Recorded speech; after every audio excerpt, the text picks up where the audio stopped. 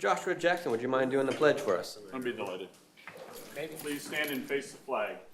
I pledge allegiance to the United States of America, and to the republic for which it stands, one nation, under God, indivisible, with liberty and justice for all. Sorry, I get tripped on that sometimes too. We get Pastor Keith Capizzi from Club Zion to do the invocation. Let's pray.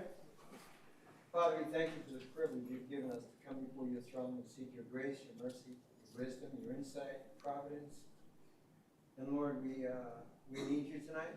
We need you to help us to all conduct ourselves decently and in order, that the progress of the city, the purpose of the city will prosper through our decisions, our input, and the choices we make, Lord God. Pray for our commissioners, you give them wisdom, you give them extreme discernment and insight in the decisions they make. Pray that there be a properness in all that they do. Thank you for our city clerk, our city manager, Lord, also our city attorney.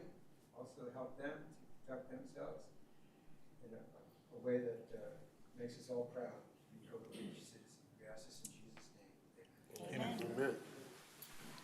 Amen. City Clerk, roll call. Commissioner Jackson. Here. Commissioner Hutcherson. Here. Commissioner Tumulty. Here. Vice Mayor Williams. Here. Mayor Capizzi. Here. We get a motion for the agenda? I want to pull G2 and G4. What was that? Motion to approve the agenda with G2 and G4 removed from the consent. City Clerk, you get that? No, I'm sorry. Go ahead. What was that? Golf 2, Golf 4. 4 is already pulled. There you go. Got a motion? Second. Motion and a second. All in favor? Aye. Aye. All right. Any public comments about items that are not on the agenda tonight? Janice Scott. All right, Janice, come on.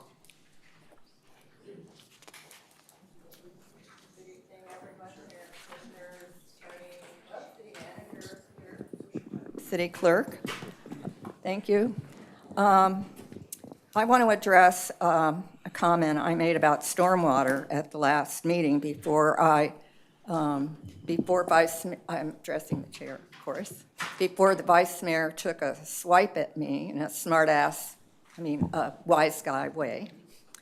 And when he could have been doing what is the duty of the commission to be informative. Let me recap what I had said. I said perhaps because the stormwater person got, the ordinance was read as usual.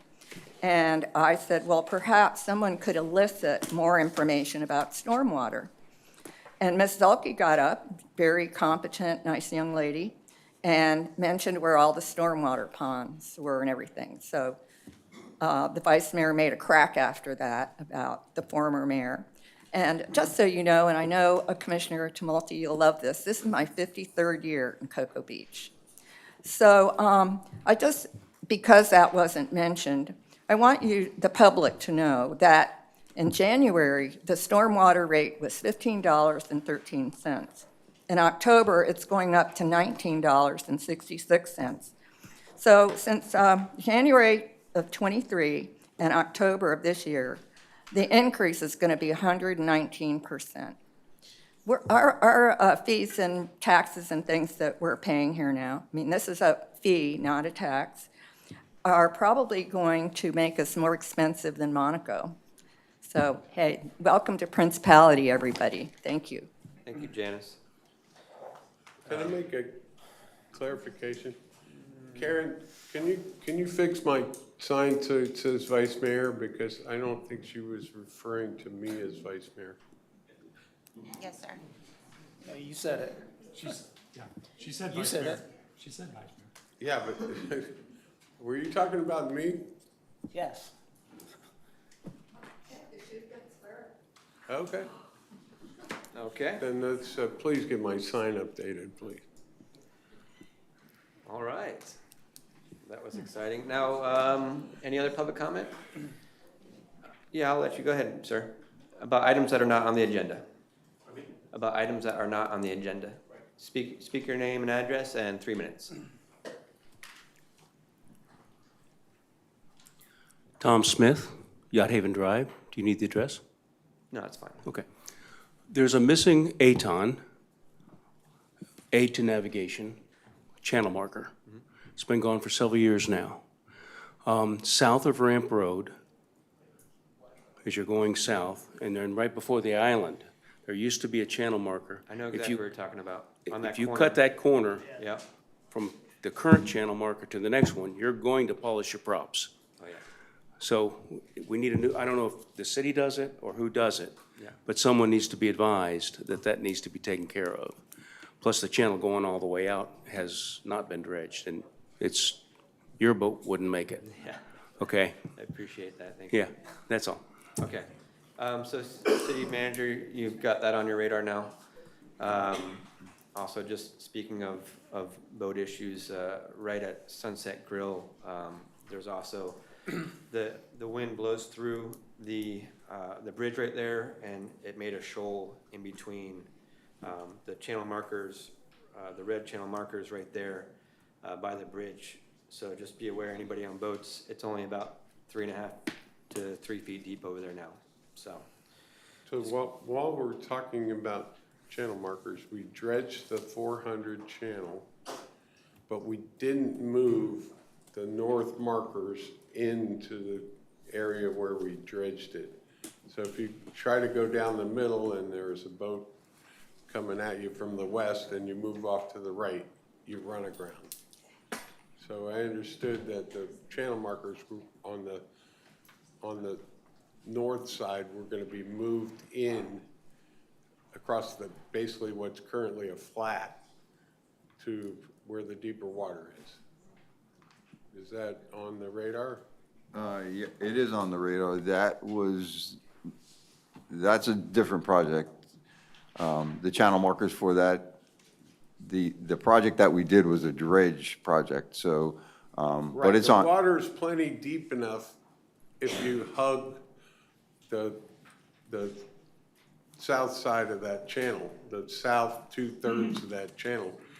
But if you get into the north 1/3 of that channel, I mean, I had a boat coming in and I was in a 13-foot whaler and I pulled over there, I'm still inside the channel markers and I was hitting bottom, I thought my engine was having problems, and I'm like, oh no, I'm hitting bottom. okay, I mean, it's gonna be addressed. It just, We've had people actually have to be towed out of there, quite a few people that have run aground within the realm of the channel markers. So, thank you. Okay. Any other public comments about items that are not on the agenda? All right. Just so you guys know, for tonight, I'm usually pretty lax when it comes to public comment. I don't necessarily follow Robert's rule to the letter of the law. But tonight, because we have a couple of issues that might be slightly contentious, I do want, anybody that does want to speak, please fill out a public comment card tonight. And remember, keep it to 3 minutes and state your name and address as well. All right, staff reports. okay, I've got a couple of things here. First of all, if anyone hasn't noticed, the speed bumps or humps, whatever they want to call them, are being removed, and they should be out of there pretty soon. Thank you. So I just have to keep after them with the speed signs. The speed signs are supposed to be increased back to 35, and the breakaway bollards have to be done too. But so they are working on that, and that's good. Ocean Beach Boulevard property on the south end, I have a definite meeting with GSA on May 20th. And we're going to go over the different programs that they offer to get possession and ownership of that park. So that's been a long time coming. And yeah, it's going to happen. So, and I have one other good thing here, and it's the short-term rental. You guys going to come up here and Corey? And give an update on the status of the short-term rentals. Mr. Mayor, Commission, Becky, Clerk, and Mr. Manager. Just to give you a quick update on the metrics of what's going on with the short-term rentals since we've changed the ordinance. Within the last six weeks, we've increased the vacation rental registrations by over 500. So we're catching up. There's still 167 in process, but it's definitely making people stand up and take notice. We also had another 178 new BTRs, and those are people that should have already had them already. Now, some of them are probably, they just bought the place and they're starting out, but I think everybody's got their attention on it now, and hopefully this will put us in the right road going forward. Yeah, thanks. Hard work by the staff, that's for sure. Any questions, thoughts? Okay. Thank you. Okay. That's all I have, Mayor. All right, thank you, City Manager. City Attorney. Okay, I just wanted to let you know that Colin Basinger reached out to me today and actually yesterday also. He is working on the process of getting a new city manager. And he's going to be, he has your phone numbers and he has your email addresses, and he's going to try to set up his target time to meet with you would be sometime Tuesday, late afternoon into the evening, if that is possible for y'all. But he's going to be reaching out to you and, you know, getting all the information from you as to what you're looking for in a new city manager. But that's all I've got. Tuesday, the 20th? Yes. Okay, thank you. Thank you, City Attorney. City Commission, any reports or announcements? I got some. Go ahead, Jeremy. So I'm gonna send you guys my budget read ahead. I've done this to give you read ahead. I'll plan on briefing it at the budget workshop in June. I'm not gonna be here at the next commission. So you'll get that in email. I'll copy you, Karen. It's my thoughts of how we can for sure balance. We've had such a massive growth in the budget the last 2 years. We can easily hit rollback and not cut services, but traditionally I've been the only one that's pushed back on that. But I'm laying out my plan of how we can achieve that and not compromise any services. And then the second thing, Karen, if you've got that queued up, I sent you an email on a graphic I forwarded to you guys last week. I don't know if you had any comments on the attachment on the city manager job recs or any thoughts on that or nothing.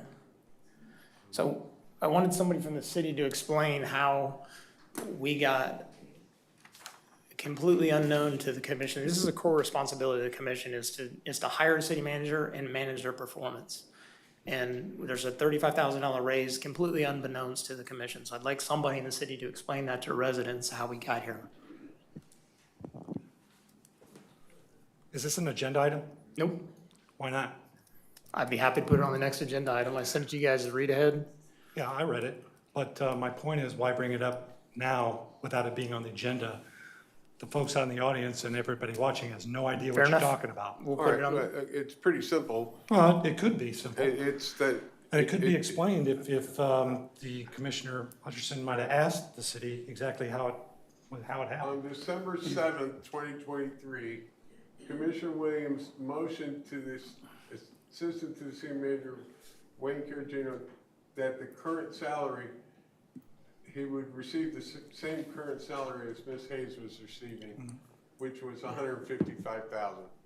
And from what Jeremy's saying, he's currently receiving $190,000, and per the charter, the commission is the ones that decide on pay changes for the city manager.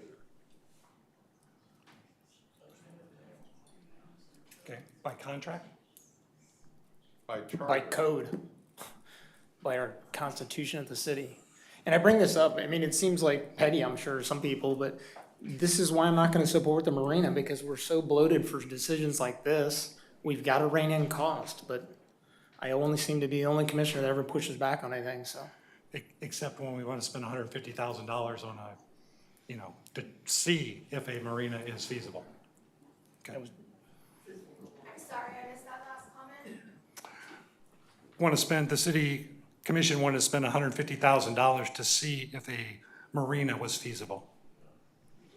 But that's So okay to spend $150,000 on that. That's coming I up. guess. uh, Yes, it will. On the next one, Sure, so. sure will, but I could I'll bring be it up happy in to my put this on the comments as agenda well. for next I time. We think- can let I it think- marinate for another 2 weeks. To me, I feel like this is a little bit just kind of pulled out. I think Yeah, we I should agree. probably put this on an agenda so that the staff has a ability to rebut your questions. So let's make this a fair fight here. The other item I sent you, it's gonna be a similar vein. I'll be happy to put that on the agenda, but because I'm gonna miss next commission, it'll be at the June 17th workshop. This is the attachment you guys have in your email. Okay. I have a comment. Yeah. Commission comment? Sure. Right.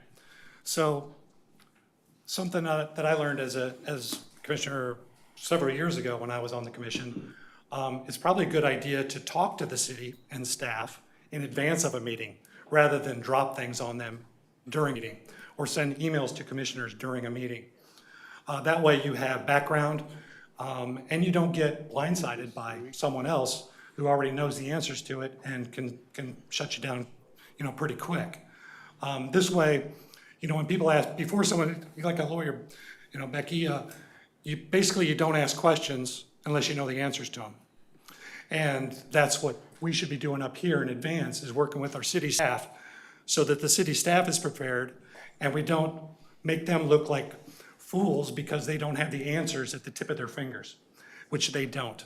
They don't have all the answers at the tip of their fingers if we're coming up with a question just out of nowhere.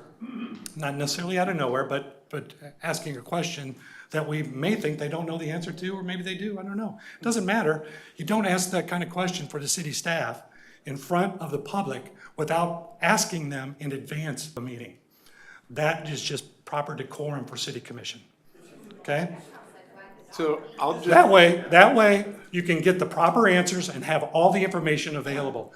There's nothing illegal about that or any way, shape, or form. It's just having all the information available rather than asking questions, where we don't have the answers right away. That's all I'm saying. All right. Now, on a more positive note, because this is my time to speak, Commissioner Williams, I'd like to say that next week's going to be a great week for Cocoa Beach because we have a graduation. Cocoa Beach High School is having the graduation next Friday, and hope everyone can see the new traditional beach walk that they have, where they come around First Street South and up through Minuteman Causeway with all the graduates. The parents are there taking pictures. It's a great time. I think it started about 4 years ago. And I look forward to seeing everybody out there. Thank you.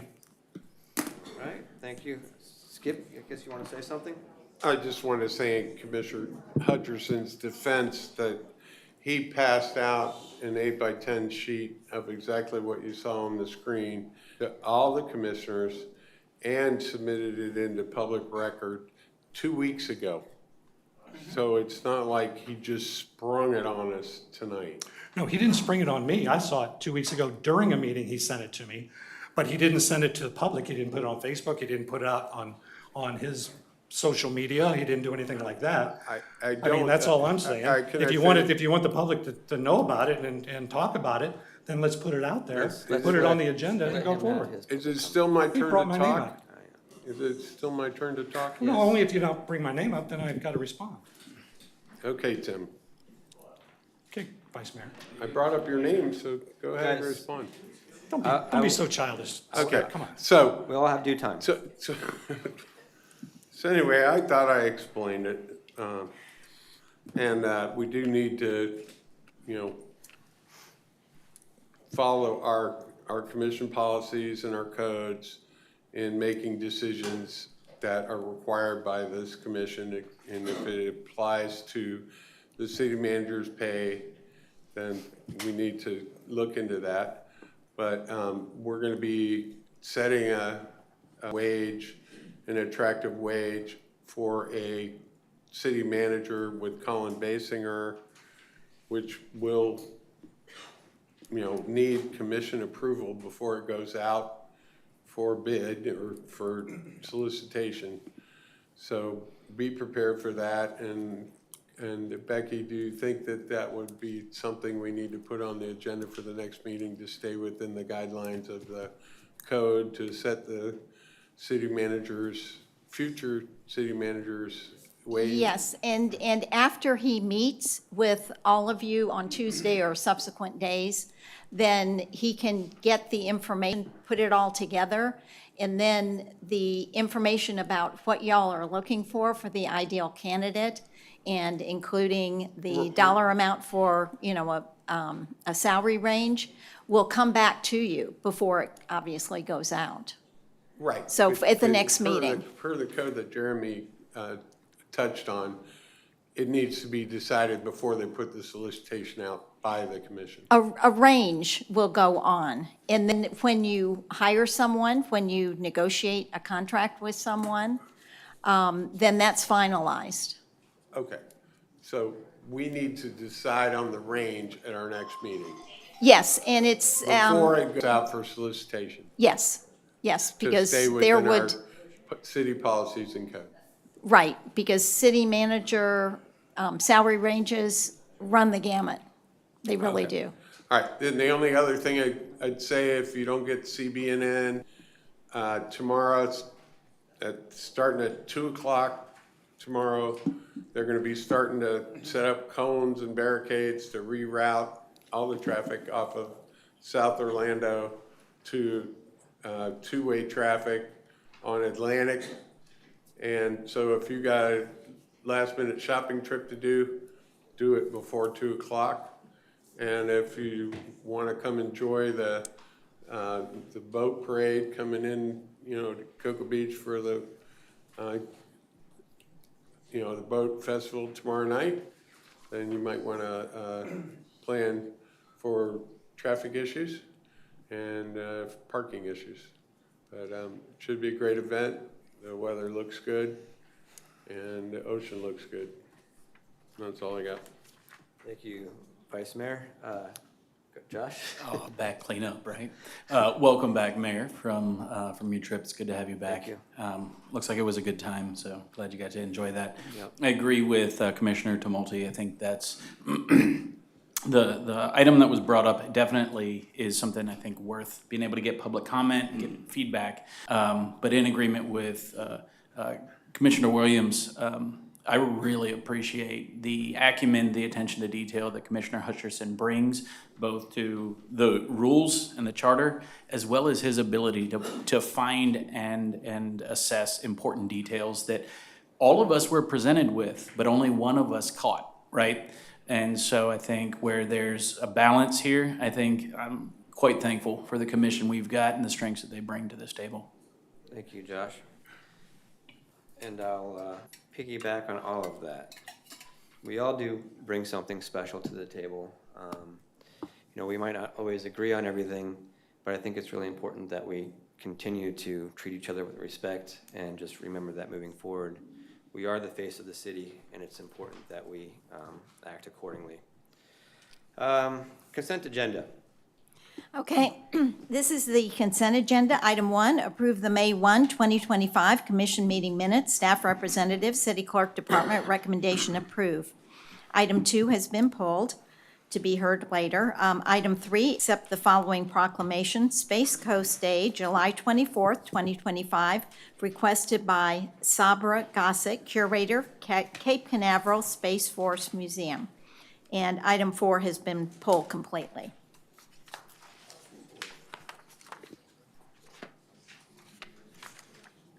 Move to approve the consent agenda as read. Second. Motion and a second. All in favor? Aye. Motion passes 5-0. Let's see.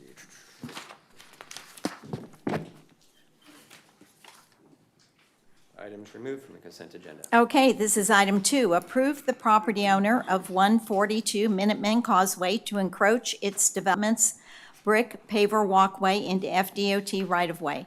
The pavers in this area are maintained by the City of Cocoa Beach Public Works Department through an interlocal agreement with FDOT. FDOT is requesting documentation from the City of Cocoa Beach stating they approve the addition of the pavers as a condition of FDOT permit number 2025L590 2020-00001. As a condition of approval, the city will be named as an additionally named insured on the general liability insurance policy, no less than $1 million of the property owner. Staff Representative Brad Calzo, Public Works and Water Reclamation Director, recommendation approve. Go ahead, Skip. So basically what this is saying is you've got a picture of the current pavers in your packet, or if you looked at it on that. So is there a representative from 142 here? Can we get just a motion? I motion, I'm gonna make a motion to approve. Second. Okay, Okay. Motion Are you second. with 142? yeah, Yeah. come on up. Okay, so if you look at their depiction of what they want to do, they're basically, they can go all the way to their property line with their set of pavers that looks like a promenade entrance into their facility.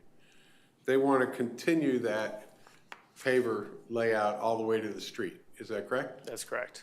And you'll do it properly.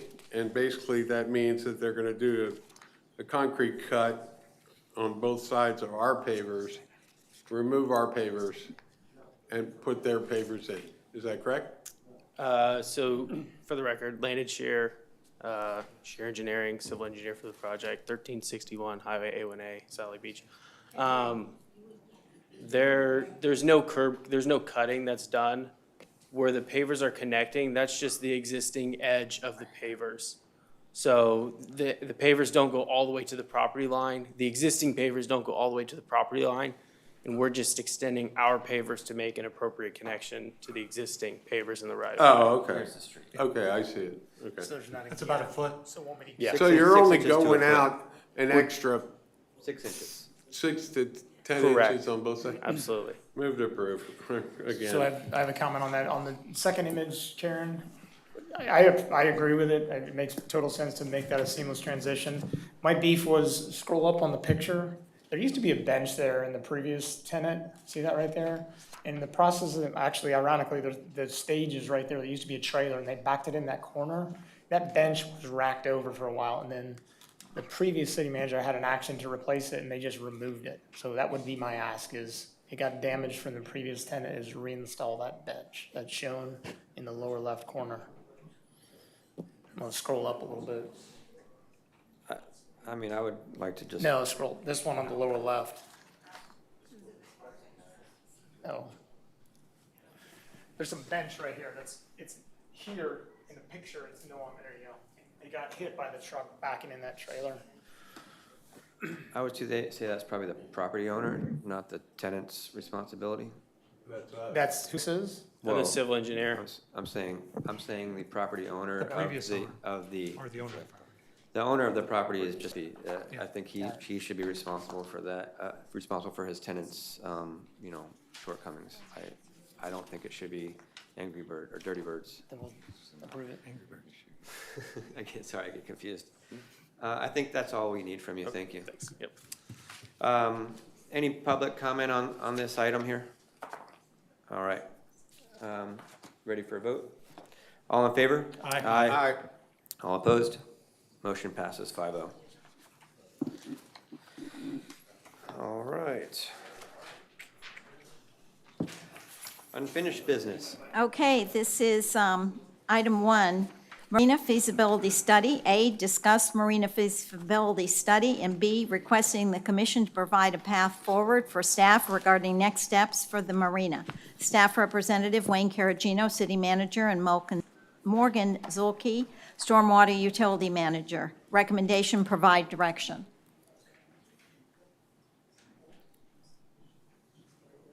I will not move to approve.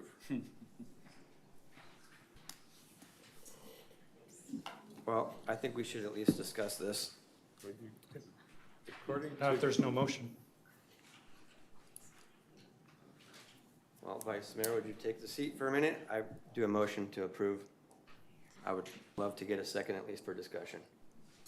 I'm trying to, There's what no- are we approving? To provide direction. I'll second that. Okay. I'll take it back. I just want to say, you know, we voted on this study to see if it was even a feasible thing to do. Not that we were going to necessarily do it. I didn't want to put this on a ballot if it wasn't feasible. I don't want to build something that the majority of the residents don't want. So before we put it on a ballot to see if it was even reasonable, I want to know if it's feasible. And that's why we voted to do this. We found out from the study, and I'm sure these guys are going to present it, that it actually was overwhelmingly feasible and able to be done with a significant profit to the city. So I would like to hear from these guys, and really my hope is that we don't make a decision for the residents, we allow the residents to make a decision for themselves, and I would love to put this on the ballot. I don't want to make a decision for the residents on something that is overwhelmingly feasible. So if we could have Edgewater come up and do a presentation, and then we'll have some public comment and commission comment.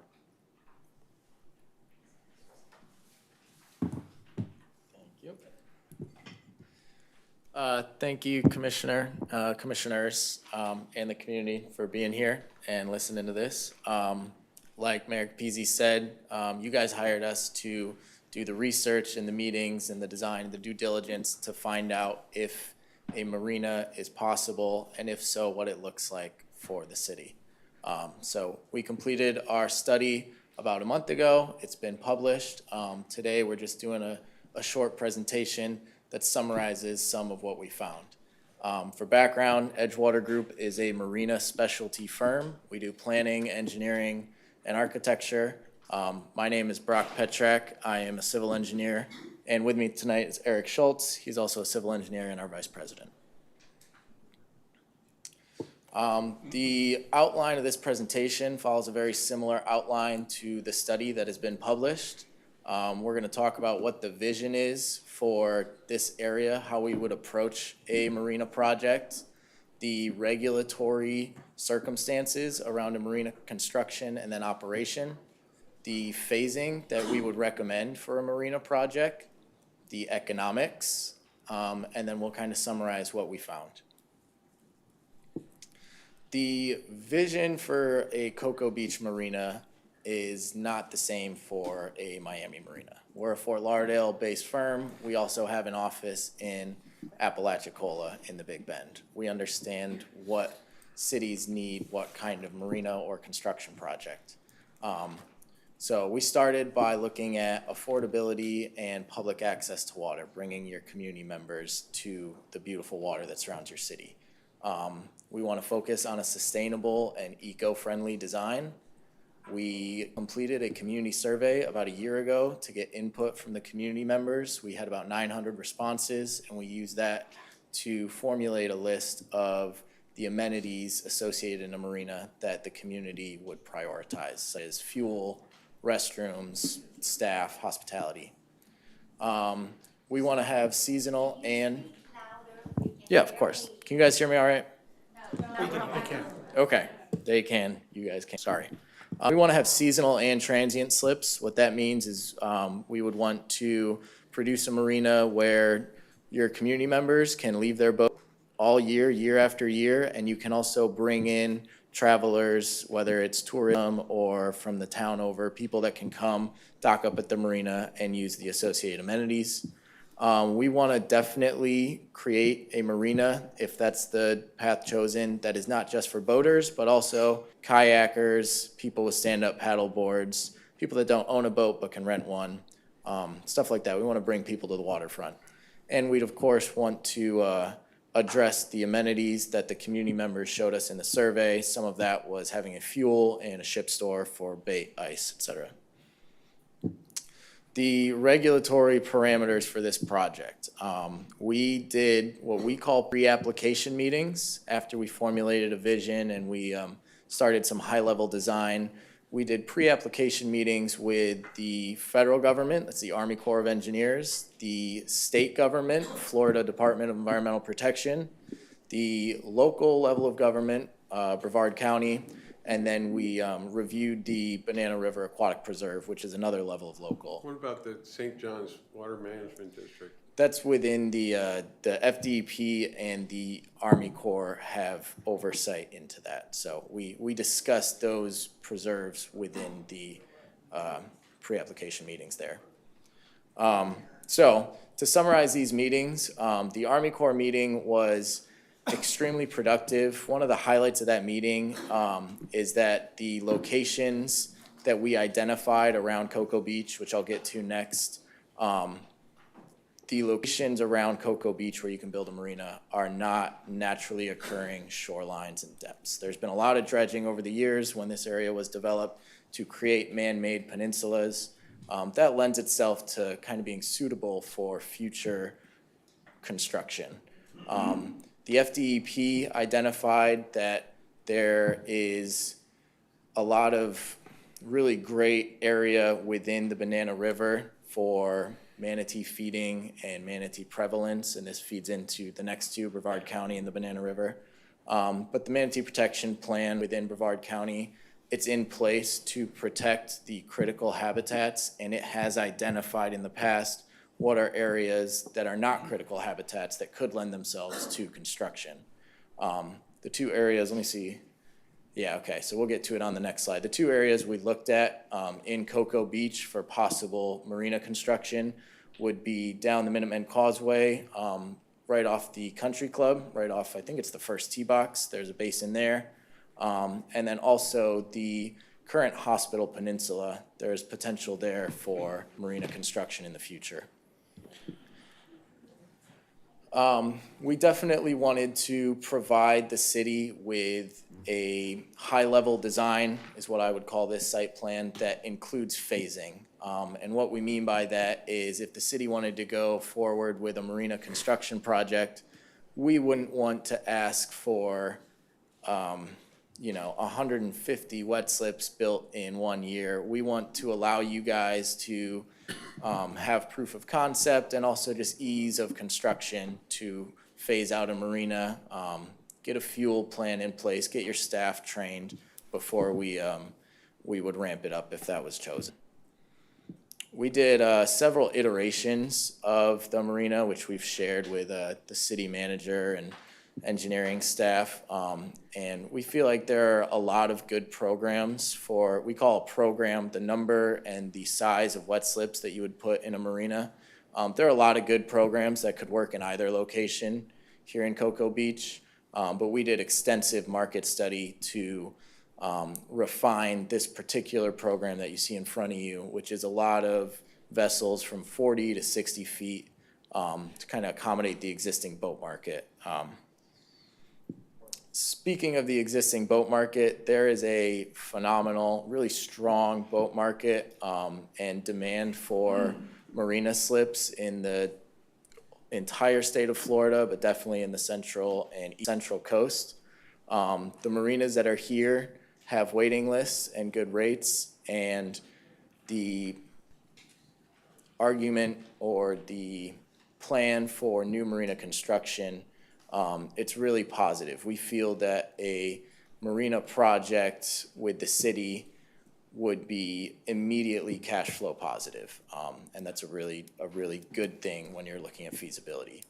We know as the commissioners, you have to be responsible for the economics of the city, so we spent a lot of time modeling the everyday operations of a marina, what it would look like in this market, and how the year-over-year bottom line would look, given some financing assumptions that we worked through with the engineering and the finance team here at the city.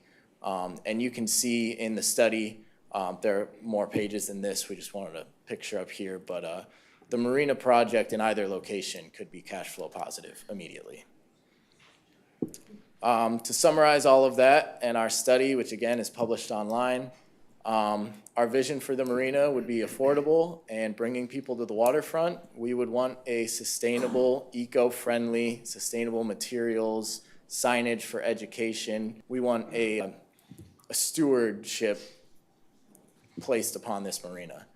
We'd want seasonal and transient slips. We'd want to bring in kayakers and paddleboarders, so it's not just for boat owners. And we've identified fuel and ship store being pretty important amenities. We think that you have 2 locations that could be suitable for marina construction based on the meetings that we have held and the cash flow models that we've performed. We think the market here is really strong and there is a high demand. And because of the phasing plans and the high level of design that we've done so far, when we look at that with the market flow, we think that, again, you could have marina projects that would be immediately cash flow positive. Thank you, guys. Quick question. You guys don't build marinas, do you? We are not a general contractor, but we do everything before you start hammering nail. So what I'm getting at is, you have no monetary reason to say that this is feasible, other than the fact that you did the study. You are not gonna make money going further by building a marina and saying that it's feasible. Like I'm saying, No. there's no Vested interest? motivation- No. There's no vested interest for you Correct. to say this. This was a complete independent study is what I'm getting at. Yeah, our study is, now complete, so Okay. you're correct there. Thank you. One other question, is there a reason why maybe mooring balls weren't included in that? For a Just- mooring field? Yeah, I didn't see that in there. No, mooring fields typically aren't preferred, especially if they're operated by a city. It kind of lends itself to, dilapidated sailboats sometimes, and it's a little more on the operation side. Okay. But it's totally something you can explore in the design phase. Okay. Any other commission questions for you? Yeah, I do. Yeah. So you said you don't have any interest other than this, what you basically just presented us, that it's a feasible opportunity for the city to build a marina, right? But you do design marinas. We do. Okay. So you wouldn't back out of, if we went forward with this to design a marina, you would probably put a proposal in to design the marina. For the design process. Yes. In an RFP situation. Yes. Yeah. Yeah, you would. And that basically would be money. Yeah, That but they would get if and they they would designed also it. they'd also have to go out to bid with Well, sure it would, multiple. but that gives them an opportunity. Okay. If they go to every city in the United States that has, water access and say, hey, you put a marina in here, eventually one of them's gonna say yes, and eventually one of them's gonna say yes to to hiring them for their RFP, for them to make literally millions of dollars. So, No. yes. The study is like 400 and something thousand. well, that's the study. Or not the study, the design packet. Well, that's the design, and then they also have other pieces of work that they also fill in for that as well, down the road. The last quote we got. Construction administration, real estate development, all of that, it's on their website, if you haven't looked at their website. That's exactly what they do. So basically, well, and I'm sorry, but we did this study to see if it's feasible, and for you, it's absolutely feasible, because why wouldn't it be? Because then potentially you can design a marina, you can develop it, you can develop the land around it, and make a lot of money. Meanwhile, the city is spending a lot of money in these development processes, and whether it works or not, you said it could be feasible. You didn't say it, it could be feasible. Sure, it could be. Anything could be feasible. But it's certainly feasible for your company to say it is. So that's where I am. Basically, that's all I gotta say right now. Well, there'll be more, I'm sure. According to the numbers, it seems to be overwhelmingly feasible with over $500,000 a year in net cash flow. Yeah, it is. It's on there. Am I reading that properly or no? In your gross profit, I think is what you're talking about. If you go down to our bottom line, which is your net operating income, Yeah. that then has your debt services, yes, it's cash flow positive. It makes, $667,000 net profit. over the course of just 5 years, we projected your profit scale at above 2 million for the Cocoa, or the country club location. And does that include the management of it? Yeah, Okay.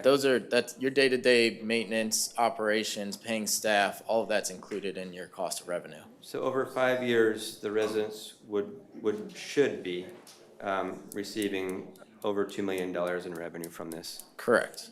which would help subsidize taxes, which means the residents would not pay a dime for this marina, it would pay for itself. So, and I don't know about you, Tim, but how many marinas in the area have you talked to? Because I've talked to about 3 in the area, and they've all told me that they are cash cows. So have you talked to any marinas in the area? Tim? He doesn't have an answer for that, but I bet you have, haven't you? We talked to a bunch of them. I bet you know what you're talking about because this is what you do. And honestly, I've talked to lots of marinas, and I stay at marinas all the time, so I know what's going on here. I'd like to hear, yeah, Can I go go first? ahead, sure. So, while you're still up here, Karen, can you pull up the detailed information that you put in our agenda package? And go to the page where the math is for the slips, the number of slips. Is it on?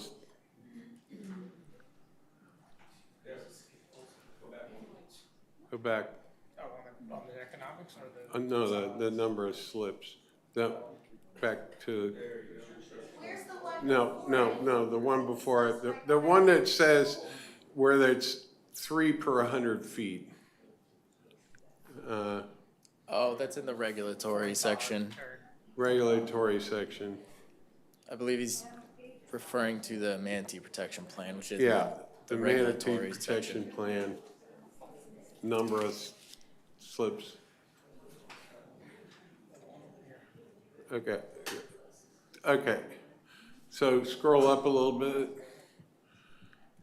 So, all right, I'm looking for the math slide. Keep going.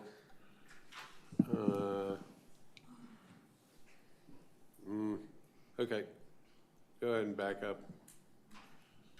All right, where's the one that says 3 per 100 foot, sir? That's in Okay. the regulatory section under Brevard County. Okay. Yeah, it's right here on the left side of that page. Okay, right there. Brevard County 246. has not assigned a linear footage to slip ratio for Cocoa Beach Marina. There is no ongoing permit application. However, based on the existing manatee protection plan, we anticipate that the country club location will be assigned a ratio of 3 to 100, meaning that for every 100 linear feet of continuous shoreline, the property could accommodate 3 new slips. So it says, given the 8,000 linear feet of shoreline of the country club property, we anticipate the site could support up to 240 slips. 8,000, I'm trying to do math here, and there's a mathematician here maybe, I'm sure Tim teaches it. 8,000 feet's almost 2 miles. You know, that math don't add up to me. And, 3 to 100 feet, if it's just off of the property that we're talking about, doing it from hole number 1 to the city works property, maybe that's 800 feet. 800, 3 to 800 is 24 slips. So I'm not getting that math. Okay, you guys heard that. All right, go to the last pages. Go to the disclaimers on the end of this. All the way to the end. Okay. All right. Where's your disclaimers there? Oh, disclaimers. This disclaimer basically says, if you want to go forward with this, you're going to have independent experts verify what these guys already did. So basically, they're putting all these disclaimers in there because if we don't get 150 slips from the Brevard County Manatee Protection Plan, which says 3 per 100 foot, and we don't make all this revenue that they're projecting, then so be it, because they put these disclaimers in place. I'm a boater too, and I stay at marinas, and I see a lot of marinas having to go out of business for one reason or another, and it's not due to lack of demand for those slips at those marinas. I agree that if we built a marina anywhere in Cocoa Beach in deep water, that you'd have slips filled in perpetuity. We'd probably end up like Santa Barbara, where there's a 250-year waiting list for a mooring ball. And you grant your slip to your kids for your boat. Exactly. So, yeah, so then the case goes, the people that got the money get the slips, and what does the public get? A walk down the dock to look at all these rich people's boats. You know? So this disclaimer basically says everything that they gave us in this report, take it with a grain of salt, because it may not be actually true. And I believe that that's probably a standard practice for people that are in this kind of business. But it does say that you need to get an independent expert to verify the things that they're telling us, which is basically another consultant and more money and more time. So I just, even though I know that if we had a marina, it would be fully used, and it could make money, you know, if it didn't get wiped out by a hurricane and now you're making no money and you're spending a bunch of money to fix things back up. And if the hospital site was viable after the hospital's gone, and the use of that property, my understanding, is it can either be some other kind of, any kind of healthcare facility or recreation. And I believe a park with the marina could be considered recreation, and we could probably get the Port Authority, who currently has jurisdiction over the property, to go for that. But then again, you gotta dredge a whole bunch of shallow water out there on the north side of that property to be able to put your boat slips in before you get to the channel. And being on the north side, you're gonna have to put a breakwater in. Otherwise, you got a non-usable marina, and no boats are gonna be able to, any little boats aren't gonna be able to be in there. And if you do have a boat in there and there's a northeastern come through, you're gonna be out there watching your lines and adding snuggers and everything else, and spring lines and double lines and everything else. And some people won't do that, and then the boat comes loose and it tears down the docks. So putting in that breakwater is another regulatory issue, and that wasn't in the depiction that they presented for the hospital property. So if Mayor, I'm all for putting it on the ballot and watching it go down in flames if that's what you want to do. That's exactly what I want to do. We see that it's feasible and overwhelmingly feasible. I don't want to make the decision. I truly want the residents to decide. So, not if I let the residents decide. Spend $150,000 without coming and asking the residents first. I'm not going to put something on the ballot without it being feasible. So let's, do you have anything to rebut what he had to say as far as the coastline? Yeah, if you'd like me to. Regarding the coastline, it's associated with the property, associated with the slips. So we went from the far northwest corner of the country club back to where the city no longer owns. So it would be the only marina that could be built for that property. So you couldn't go build one in the channel, which you wouldn't anyways. That's where we got the 8,000 feet from. It takes the whole country club property, not just the shoreline with the marina. And the Manatee Plan allows for that. We've done that before in Brevard County. Regarding the hospital location, we actually budgeted for a wave attenuator, which is kind of a modern breakwater. It's a large concrete dock that sits way down in the water with fin keels. It breaks up any waves that would access the marina otherwise. We budgeted for that in the cost estimate.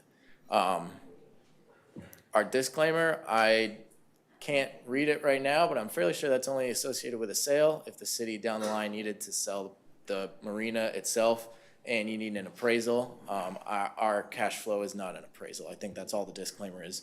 We, as the mayor was alluding to, we are concluding that the marina is feasible. Okay, thank you. Thank you, guys. All right. Let's start with public comment. I truly do want to hear what you guys have to say, regardless of what you think about it. I do. So let's start with that. And guys, remember, we'll keep it at 3 minutes, and let's try to keep it respectful. Keith Capizzi. Well, nobody's going to listen to you because you're my dad. I'm the mayor's dad. I really think it's important that we behave ourselves and act accordingly. We all have different opinions, but I think it's important that we respect one another.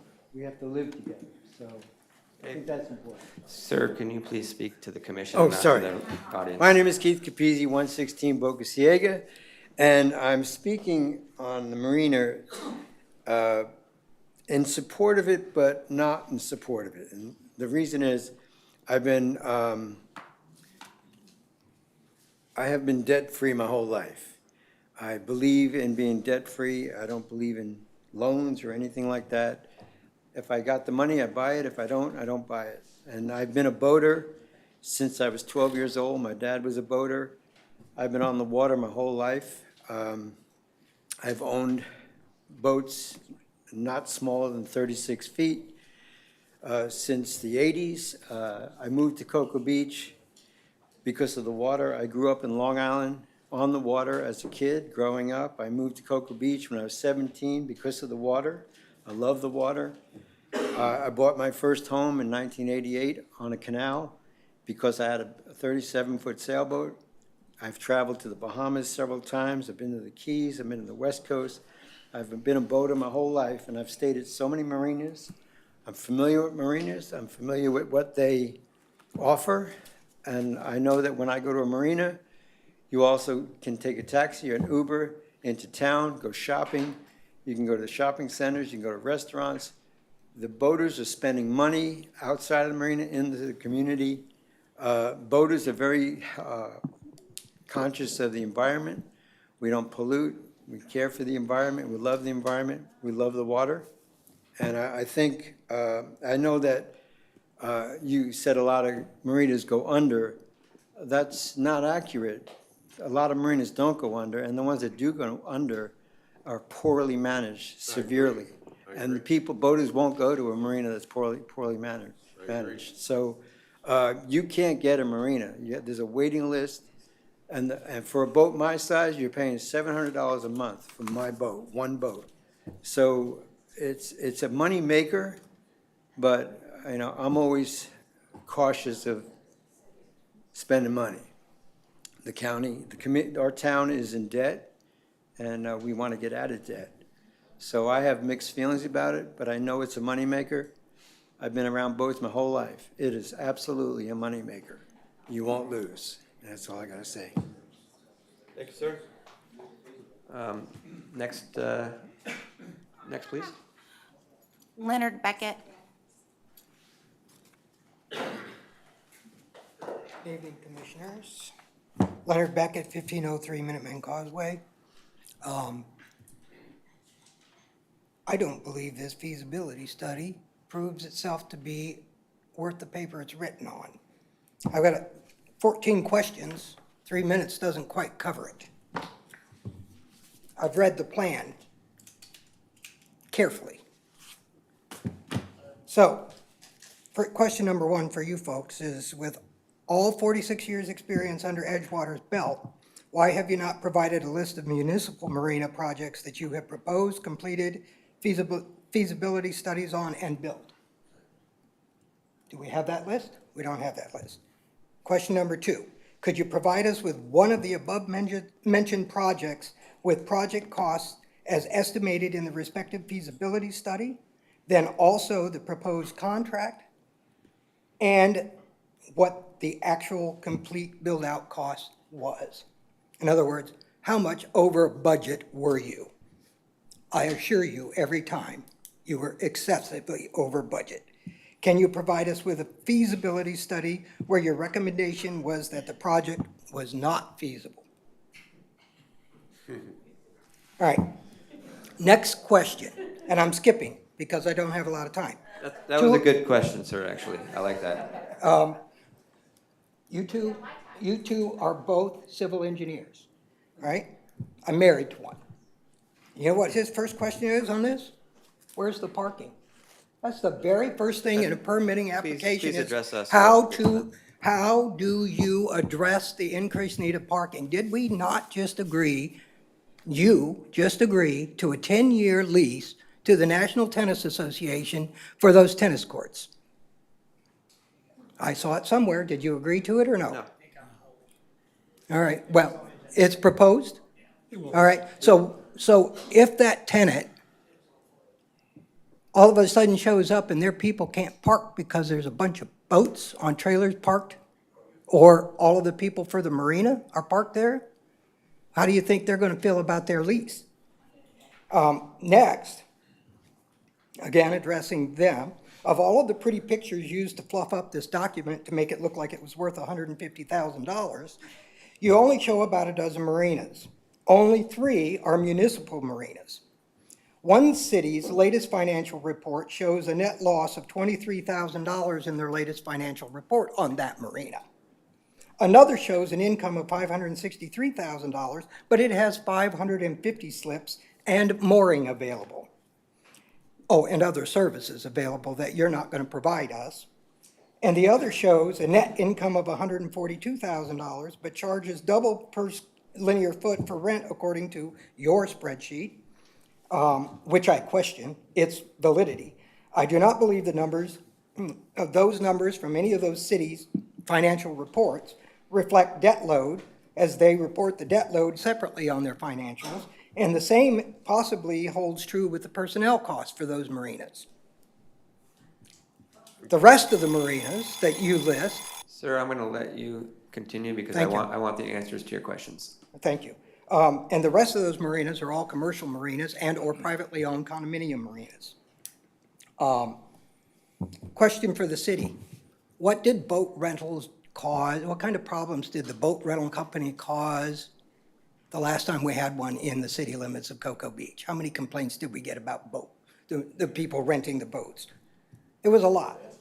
It was the jet skis. Jet skis and Which me watching I all don't those think we should boats allow skip jet ski across rentals in the water. And then the next question I have is, you know, we had a discussion about water depth and channel markers earlier, right?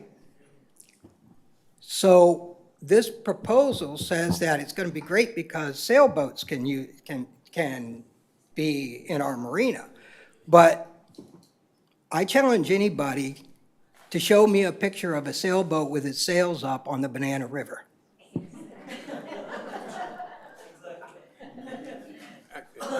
It doesn't happen.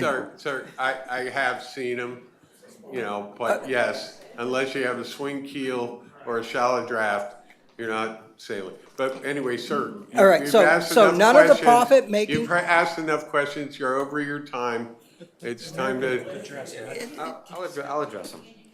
If you would, how many more questions do you got? Oh, I have a total of 14, but I could just hand you a copy, each of you a Actually, you want copy to of just this. hand it to him since he's going to be the one addressing. Is he gonna charge the city more for answering them? I don't think so. It's built in, gotta be built in. It's built in. All right. Thank you, sir. I appreciate your comments, and I would like to hear the answers. Leonard, do you have one for me? Oh, thank you. Thank you.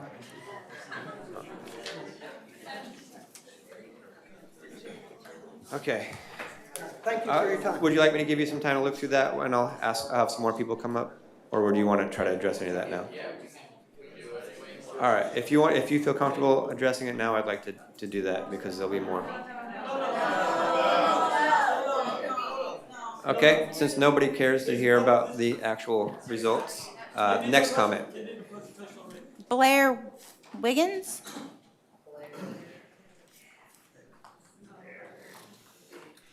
How you doing? I'm Blair Wiggins. I born and raised pretty much here in Cocoa Beach, grew up, and want to tell you a little bit about the Indian River Lagoon system out there.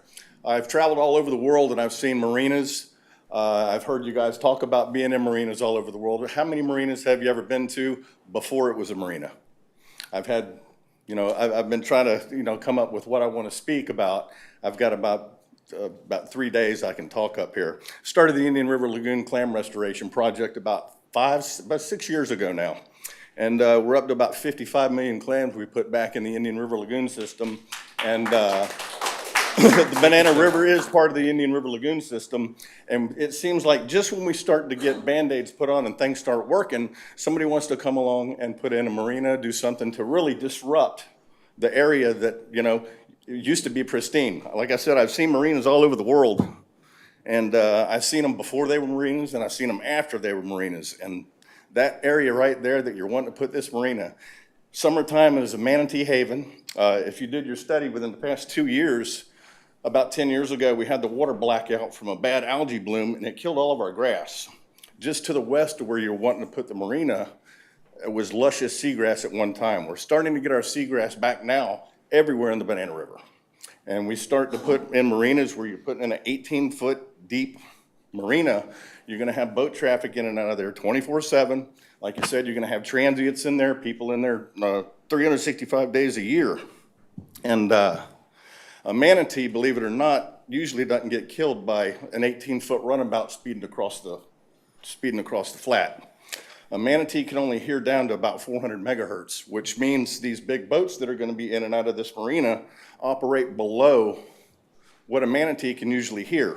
So you get a 10, 12, 14, 15,000 pound boat, even moving at 5 miles an hour, hits a manatee, it's going to break its ribs, crush its ribs, and the manatee is usually going to end up dying. People think it's little runabouts speeding across a flat. Manatees hears those, and you'll see manatees going crazy across the flats when they hear a boat. They cannot hear these big boats. The big barges that used to go to the power plants killed manatees almost daily, it seemed like. I'd see one come up. Another thing with marinas, you get dredge spoil. The Indian River Lagoon system has no water flow whatsoever. We have no tide flow in there, so you're not going to get any type of flushing. And you say boaters are clean. I know lots of boaters out there. I know lots of commercial fishermen out there. They don't follow the rules. They'd rather dump their tanks coming into this marina or into a marina rather than pay a $350 pump out fee.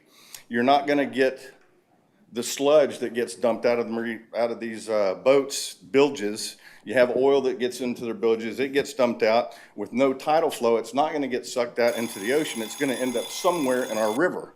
So all these boats that are in there, they're bottom paint on them, stuff falling off of them, trash coming off of them. It's going to end up in that basin. It's 18 foot deep in there, pretty much everywhere around in that basin. And from what I've heard from years ago, when the guy dredged it out, he did it for free. I have to check the historical records, but from what I've heard down the line is that area there was supposed to be used for public access. And if you put a marina in there, not everybody from the public are going to be able to access that water. Thank you, So, sir. my 3 minutes are up. Appreciate it. I had a lot more.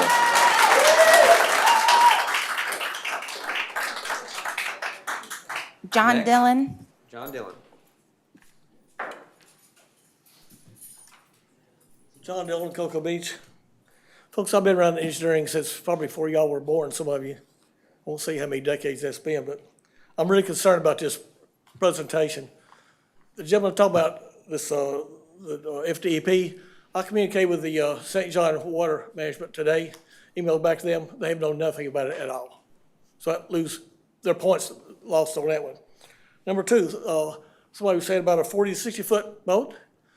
See if you can get a 40, 60 foot sailboat through the 520 bridge. Tell me how you do that. And if you can, what's your draft? Can you handle it on that channel, if you call it a channel? You can't do that. Like Skip, 8,000 linear feet. Somebody's got to measure that. I don't see that on that. They displayed up there. That does not exist. The engineering state that you asked a question to him, to would they go back in and do the design? Is that what he said? He said no. But Tim asked, kind of rewords that, so yeah, but we can. So that's what the feasibility is all about. For that company can come in and sell it back to the city, right, have feasibility, I can design it and get a contract to do that design for them too. I've been engineering for way too long than y'all have. That's obviously what they're doing. Sure, everything's feasible. I've been in presentations for so many times, everything's feasible. Everything is. Especially when they get a contract to do the design for their hundreds of thousands of dollars profit for that. I think on one by the country club, I think we had about 172 slips, I think it was. And like somebody else a while ago, where are they gonna park the cars for that?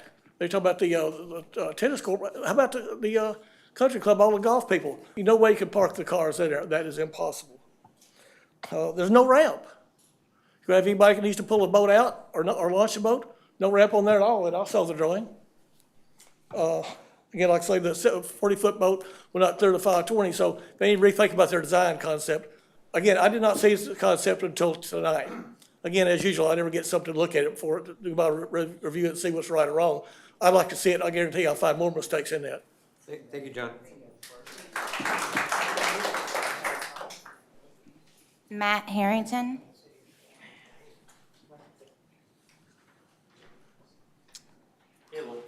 Matt Harrington, 57 Country Club Road. Since the 80s, there's been a marina concept at the country club. Most of you guys know it. There's been engineerings out there. They've been brought to the commission. They've largely gone nowhere. I'm in favor of a marina-ish. These plans are kind of grandiose.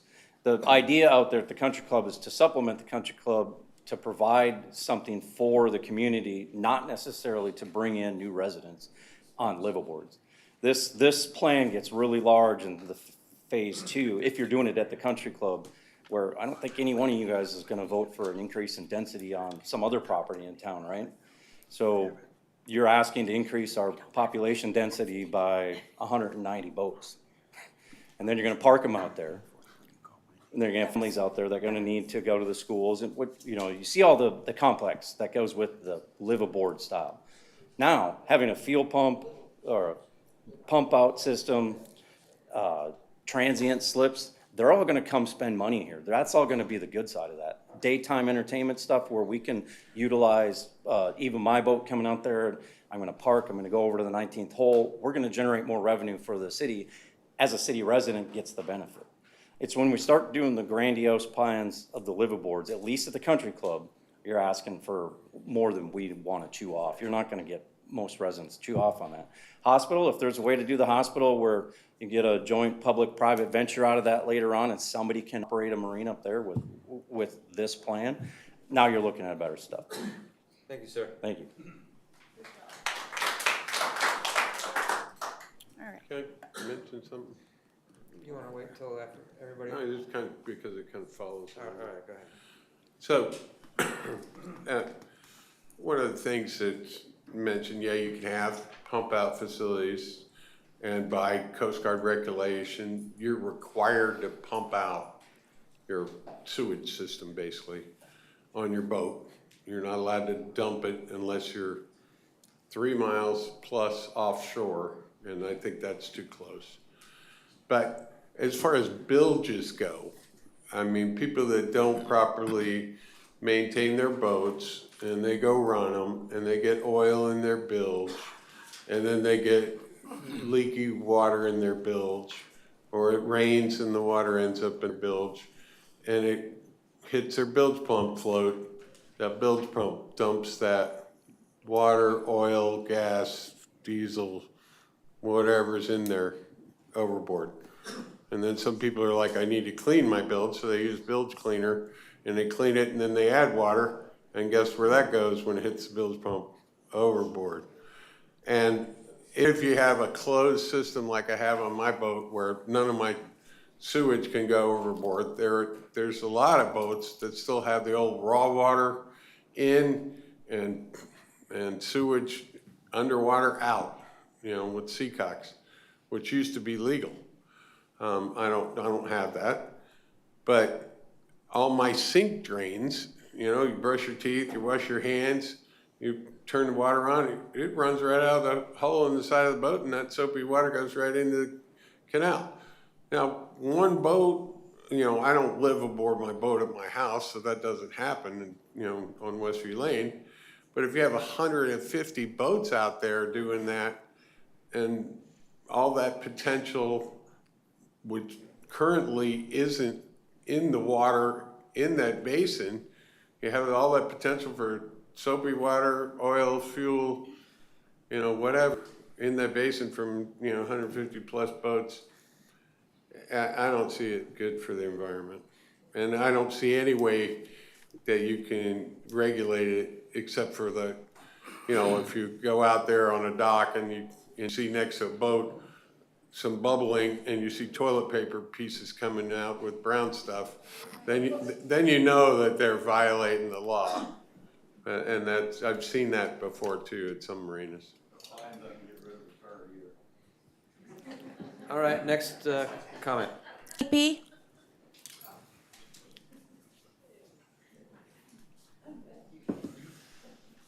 KP Finkel, 197 Lane. Man, I'm not envying you guys. Man, I'm not envying you tonight, sitting up there. A couple of things I just wanted to add. I'm a numbers guy. I have no idea about marinas. I have access to a boat. I boat around, but I don't need a dog. I'm fine. What I like to point out is, like I said, I'm a numbers man. Every time I look at a business plan that has a hockey stick, which means after year 3, there's magical profits coming in year 4 and 5 and 6. This business plan says 2.2 million over 5 years. It makes 1.1 of that in the last 2 years. And there is a grant in there for $1.2 million. There's a 500,000 grant assumed and a 750,000 grant assumed. So basically, without the grant, your profit is about $1.2 million over 5 years. With a 10 million investment over 20 years, that is a magical 2% return. If you ask me to run that business, I run away as fast as I can because I'll be losing money. Thank you, sir.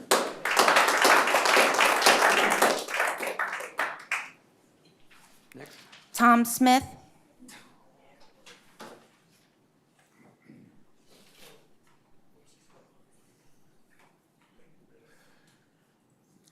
I also am a boater, and I also don't dump my bilge or my waste into the water, but I've seen people do it. But the main question I'd like to ask is, how are you going to increase Minuteman Causeway to handle the extra traffic? Are we going to put an L up like they do in Chicago? How much is that? Okay, think of the feasibility. Now, I believe that a marina would make money if it's done properly. Look at Fort Pierce City Marina, okay? They got a great grant. It's a beautiful facility, but they've also got much better flow of water than our lagoon has. If you're gonna put a marina, I do not think the coast or the country club is even a viable thought. No parking, the superstructure, the best place, if you're gonna do it, would be over where the current hospital is. And you can put those islands up to break the water so that the boats aren't being bashed. Go look at Fort Pierce City Marina. The garage is beautiful there on that facility. The hospital's gonna have to be torn down, but some other facility could be built up in some sort of a business type, condo type, restaurant type, which would make it a great place for a marina. It's also got better access to the ocean than we do out here. The country club area is very limited, and based on the pictures I've seen of the dock, I would have a hard time driving my boat out of my slip and out by what we used to call Ski Island with that dock right there, especially if someone ties a small boat at the end of that one dock. Now I'm kissing my props up against the shore, okay? It's not a good plan, doesn't make sense. Don't spend any more money. Thank you, sir.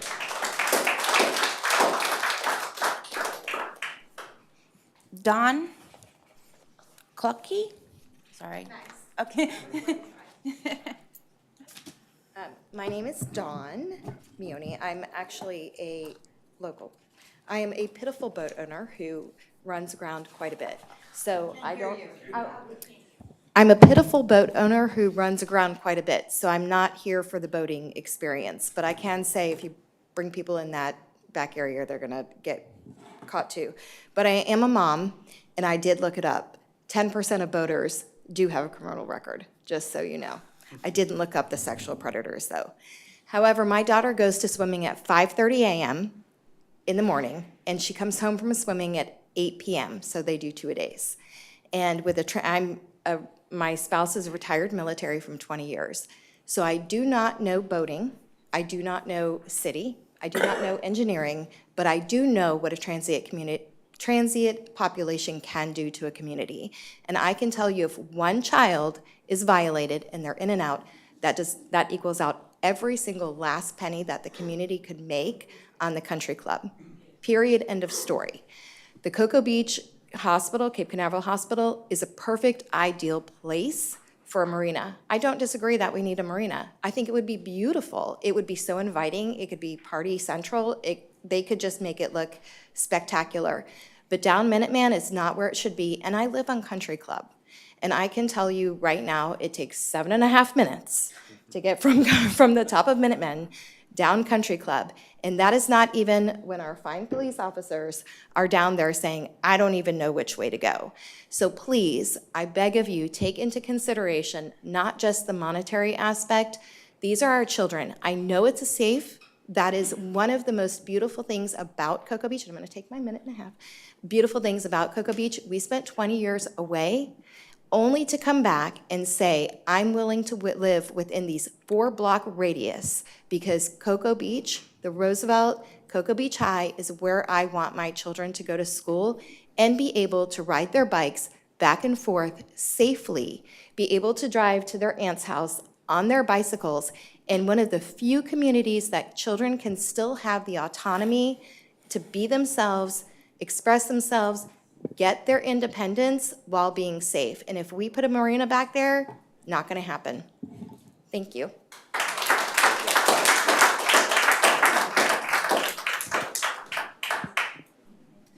Next. Blair Tucker.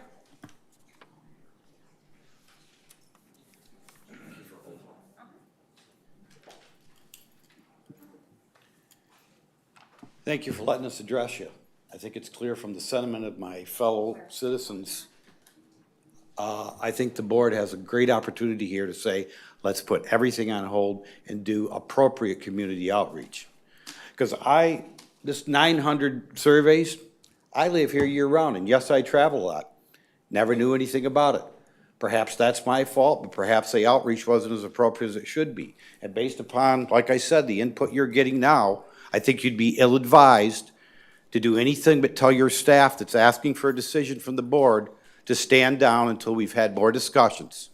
I didn't see anything, and I can't say that I'm expert. I think a couple of these gentlemen have done a great job in summarizing some of the points in this feasibility study.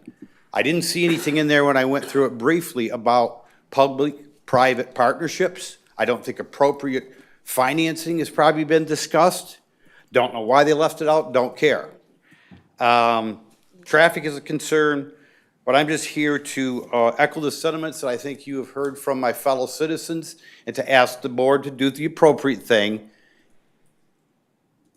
No decision tonight, gentlemen. Tell your staffers we're not moving forward until we have some more community outreach and get a few more answers to questions asked. Thank you.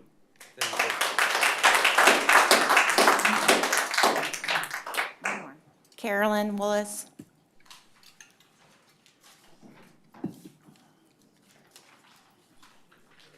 I'm Carolyn Willis, 100 De Leon Road, Cocoa Beach. I just wanted to say, when I was on the commission, I voted this down. I voted the 150,000 down. And for a couple of reasons. One was I thought it might put our grant for our environmental project for dredging in jeopardy. But I found out that's not the case. And now I'm seeing I was totally no on it. Now seeing the study, I'm kind of a little bit more open-minded about it. Now I'm kind of on the fence. I think it's looks like a great project. I think it will generate money for the city. And just like the parking garages do. It does concern me about the environmental aspect of it, because we all have spent a lot of time trying to fix the lagoon. That's my major concern. And I think maybe another look at the peninsula, the Cape Canaveral Hospital Peninsula, is a good idea. But I think we should just take this study. It's like the first step. I think a lot of the input was great from everybody today.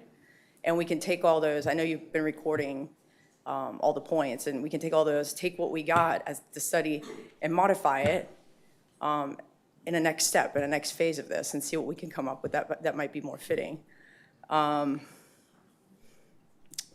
do want to commend the mayor on going forward with this. I know it wasn't very popular. I know he thought it was, I mean, it's not necessarily popular in this room, maybe. I think there might be other people who think otherwise out in the public that aren't here. And that's always the case in these meetings, I know. But thank you for taking the time and having the guts to bring it forward, because it could be a good thing. I think we just have to modify it and keep going and see what we can do with it. So, so let's see what happens. Thank you, Caroline. Thank you.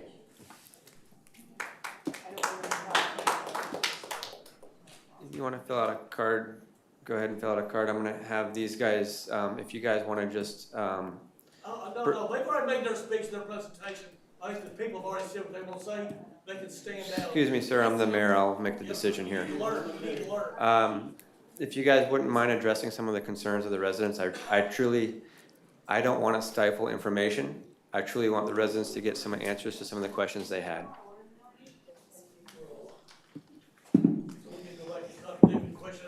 Thank you, Mr. Mayor. We do really appreciate everybody's questions, and, you know, we're not gonna claim our study's perfect, so we appreciate addressing some of the stuff that, maybe you feel was left out. Regarding, I'm gonna start here with I know this wasn't handed out to everybody, the gentleman that had 14 questions typed up. He had some good questions. We're gonna start by answering those.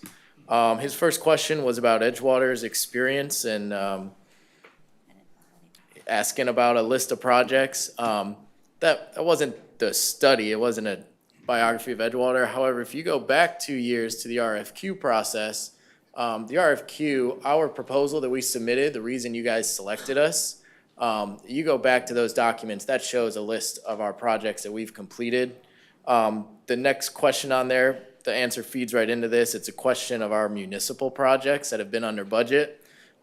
In Fort Lauderdale recently, we've built the Fort Lauderdale Las Olas docks under budget, and the town of Palm Beach docks we built under budget. Hold on 1 second, if I can stop you. Go ahead. You built them? We designed and administered the project like we would bid to do this one, and the project was completed under budget. We did not. Thank you. Contract. Thank you. Of course. We've also got a ton of projects back in the Midwest. When Ron Schultz was building marinas up there, West Basin, Elk Rapids, Cedar River, Muskegon, Michigan City, all of those are projects that he just texted us that he administered that came in under budget, municipal projects. Question 3 is a question about a feasibility study where the answer was no.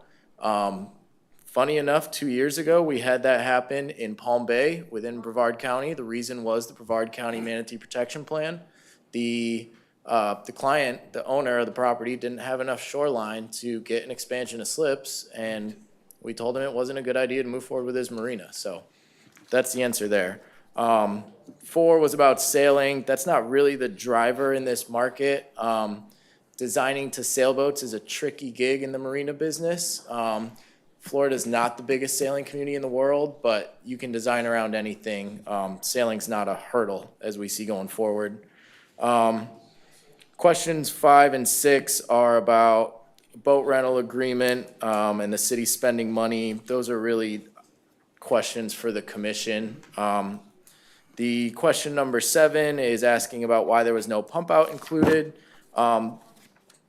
We can add it to the drawing, but pump out is typically kind of assumed on a marina plan where the fuel is. You go to fuel up, you pump out. It's all kind of one-stop shop there.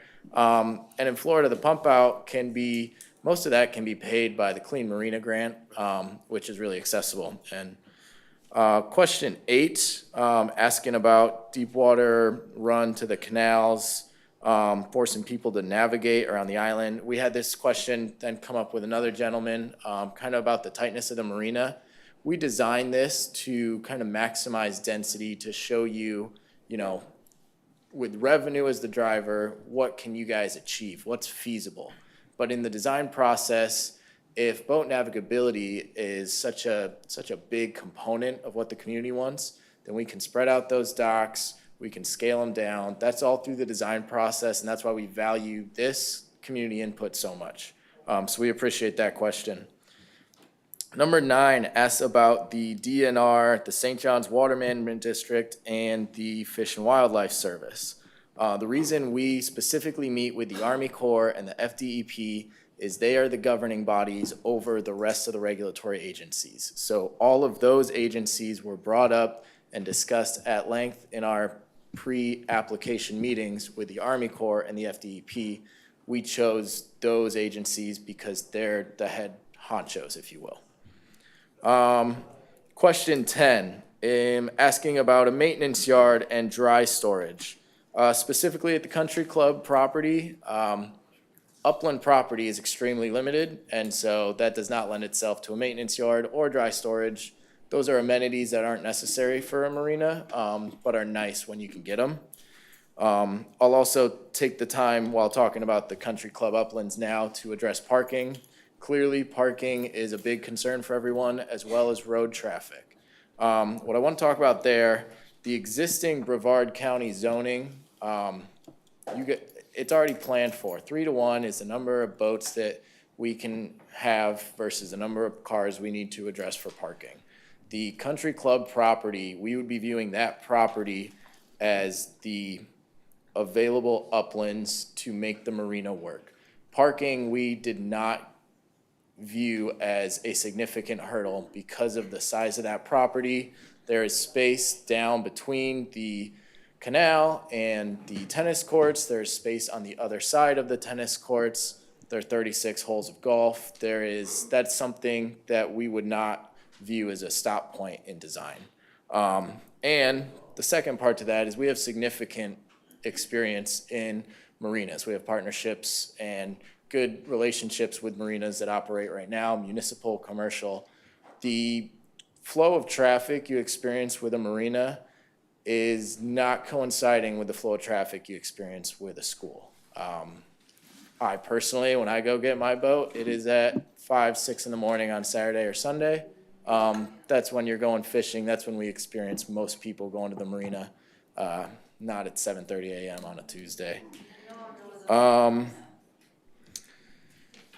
Number 11 on this sheet is asking about the hundreds of thousands of dollars for permits and studies and processing. That's actually included in the budget for all 3 phases, the 2 phases at the country club and 1 phase at the hospital. That's included under soft cost line item.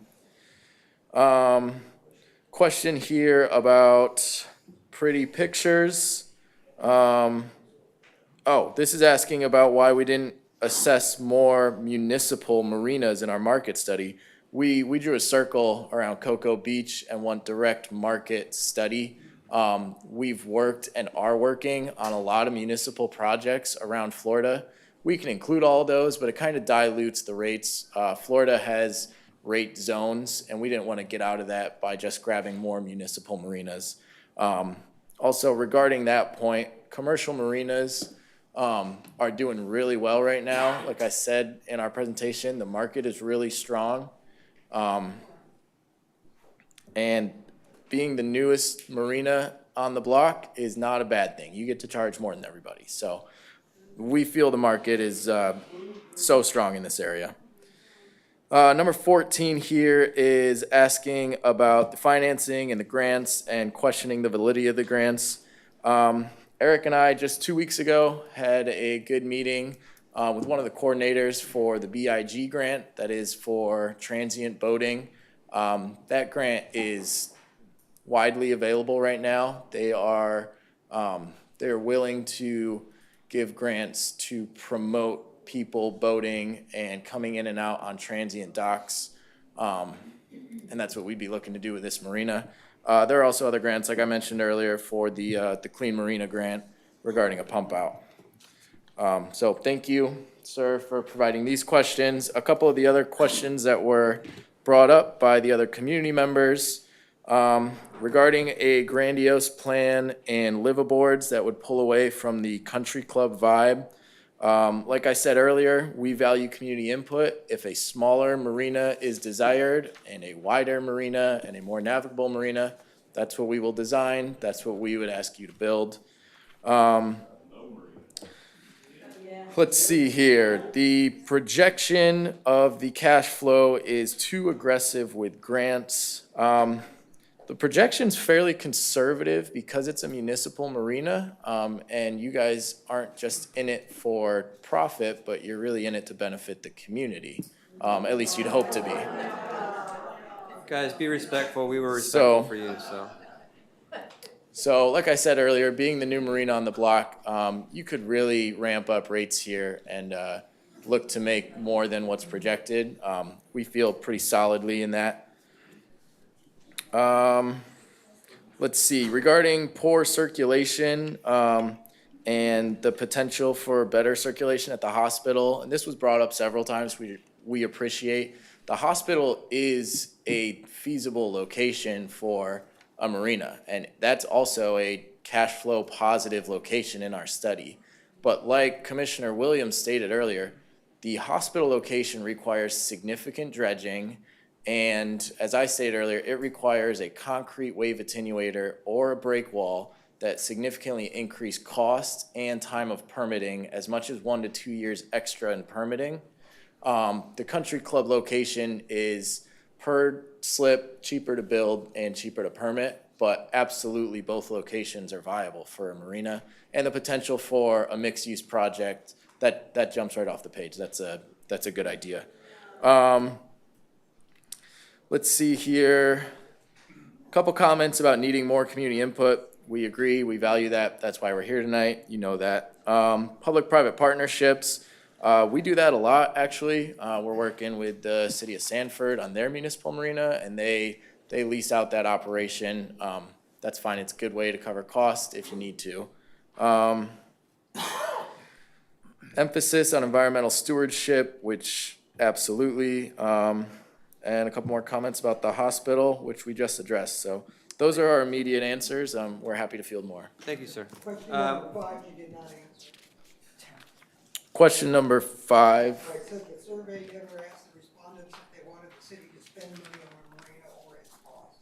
Yep, I addressed it. That's a commission question. Never asked the question. All right, guys, we'll stop it at that. Thank you. You don't need to answer. We have a couple more comments, and then one more, and then we're gonna close public comment. 2 more. Samantha?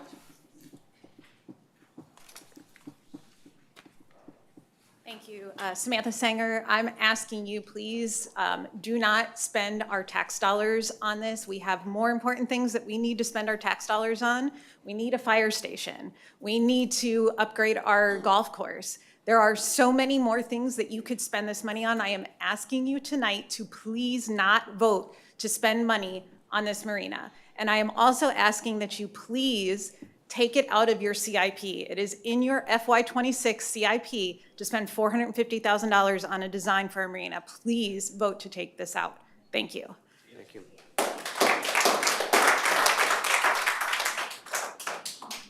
Janice Scott. And this will conclude after Janice.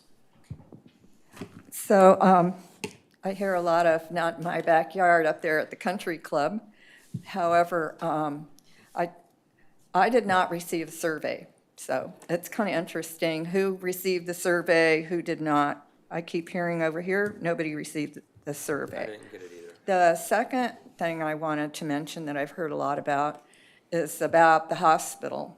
I understand, I've heard a lot of comments that the hospital does not intend to leave, period, when they open the new hospital in Merritt Island. I don't know whether it's going to be a mega upgraded emergency room, might be good, you know. They expect there's going to be quite a increase in the population here with the resort opening and the big project on 520. And I've lived on north of 520 all these years. If you're not in the channel going by the hospital, you're going aground. That's, you know, talk about dredging. It's during hurricane season, even in the winter time when there's a north wind, let me tell you, you don't want your boat there. So let me, I'm not saying yes or no. I'll let the other people speak for it. Thank you. Thank you, Janice. Close public comment. All right, public comments closed. Commission comment. We got a comment. Yeah. So, is Hannah back there? Hi, Hannah. And I don't know if this is a particular question for Hannah or not, but has this company finished their work on the scope of services that we contracted them to do?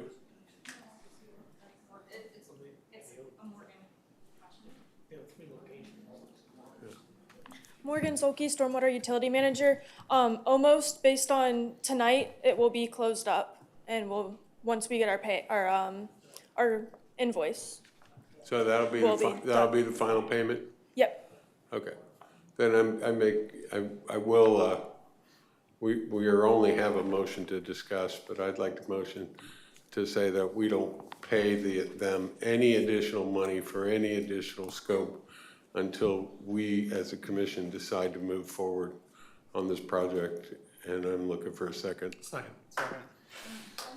That's fine with me. We put this out here to see if it was feasible, to see if this is a revenue generator for the city, like one of the parking garages. Like I said before, I don't want to build something that you guys don't want, but I do want to be good stewards of our city. And guys, so what I'm proposing is not that we make a decision ourselves to build this marina, but since we know that it is overwhelmingly feasible from this study, that we allow the residents to vote for this on a referendum ballot. I don't think, if you guys want to keep it off the ballot, that means you don't care about what the residents really want. You only care about what you want. So why don't we put this on a ballot and we'll allow the residents to actually decide, not us. I don't want to decide this. I want the majority of the residents to actually decide this. All right, can I say something? Yeah. So the residents did decide on this. The residents voted for us. This is a representative democracy, so to say. So they chose us to make these decisions. If we want to put everything on the ballot that we're not happy with the result of, then every agenda item on here could go to a vote. We're here to make those decisions, tough or not so tough. We've got to make those decisions. That's what we do. So you're suggesting that we put this to a vote for the people. That costs money. That's not free to put it in a vote. It's not that it doesn't cost much. It's already cost $150,000. Another $150. Oh, it's another $150. It's not $150. It's more than that. It's not much. It's less than $1,000. We've already spent the money because we want to know if it was feasible. So now you want to just say, we don't care if the residents want it or not. We're going to say no. Let the residents decide. Let Tim finish. Go ahead, Tim. Yeah. So on a previous commission, we also limited the number of kayaks we could have on our river. We limited that. We still limit that. It's in our ordinance, you know? So we're limiting kayaks, but we're making it unlimited for motorboats, I guess. So it just doesn't make sense. It's either we're environmental friendly community, or we're not. And that's where I stand with it. I'm gonna vote against this. And if we have 3 votes to vote against it, then it's a moot point. It barely made it to even discussion. So I think we should just move on. Go ahead, Skip. So, one more thing, I'm in I'm hoping I get the votes on in closing out the contract with this firm that did the feasibility study. Get the final invoice, make the final payment, don't spend any more money. As far as putting it on the ballot, to put something on the ballot requires 3 votes of this commission. And I'm not gonna vote to put that on the ballot because it'll become a campaign issue and you'll have somebody for it, somebody against it, and the person that's against it's gonna win. So, because that's where the public sentiment is. But as we go down the road and we find out what the hospital's actually gonna do with the property in the future, if they decide to abandon the property and it reverts back to the city having the opportunity to what currently says it either has to be another health facility, a health facility, or a recreational facility. If we get to that point, then we can re-look at whether it's feasible to put a marina at the hospital property. But this isn't the time to go forward with any kind of plan for anything at the hospital property because we don't have any jurisdiction over that property to even spend a dime going forward with that. So anyway, I'm asking to call the question on the vote, not to finish this contract with these folks, not spend any more money, and I already divulged that I don't plan on voting to put this on the ballot for 2026. Any other public comment, or He called the vote. commission He comment? called the vote. All right, so let me understand what you're saying. So you're voting that we just don't contract them any further for any further services? Correct. For forever, or? Until a future Okay. date. Sounds good. All right, a vote to not give these guys any extra money or contracts until the future, if any other thing arises? Is that what you're saying? Let's have Skip state it. So I don't- Okay, what I said was, Close the contract. close out this, my motion was to close out this contract, per the contract. They give the final invoice, Hannah and Morgan write them a check for their efforts, and that's a done deal. Then there's no contract with them. Okay. Okay? And we don't have any other continuing services organization on the books that anybody can sneak in more work on this. All in favor of Skip's motion? Aye. Aye. All opposed? Motion passes 5-0. I think the board needs to recognize that I feel a lot of citizens didn't think there was a proper, appropriate level of community outreach on a capital decision that Sir. you're looking at for a marina. So I'd like you to consider a motion to somehow pacify us that work in the background won't still be going on in this project. You understand my concern? Sir, I'm not trying to it's tie your closed. hands. You guys were elected to lead, and that's what we're asking you to do with appropriate community outreach. Sir, please, this is not how we do it. So does that mean, I guess we're done discussing, or do we want to? We're done. Okay. Oh, well, actually, we have a request to, the city's asking us to provide a path forward for staff regarding the steps to the marina. Right. So I make a motion that we stop all progress toward building a marina in Cocoa Beach at this time. I second. We got a motion and a second to not move forward or put it on the ballot. All in favor? Aye. Are we gonna discuss? Oh, sorry. Let's discuss. Yeah, it's true. I'm. Well, it's Robert rules. I mean, whatever. Yeah, you're right. Sometimes. Go ahead. So I did want to go back to one of the points that was made, and then I really appreciated it. I think we have a significant priority associated with a firehouse that we've got to deal with. And have something on the SIP does not mean it's going to happen. But I think if we're making this motion, I think it communicates effectively that we remove it from the SIP. And so I'd like to propose. I don't know if that needs to be an amendment or if we can just give that as a later direction to the city. But I think that's a given. Automatic. I think Okay, we- then I think that that's an appropriate element. We can definitely make sure that that's removed from the SIP. I'm fine with that. Thank you. The way you stated the motion, Mayor, was we weren't gonna move forward with any plans for a marina, and we're not gonna put it on the ballot. Yes, Okay, right, that's correct. all right. Okay, so we don't need any Not- community outreach, except we said no. Right. Okay. Okay.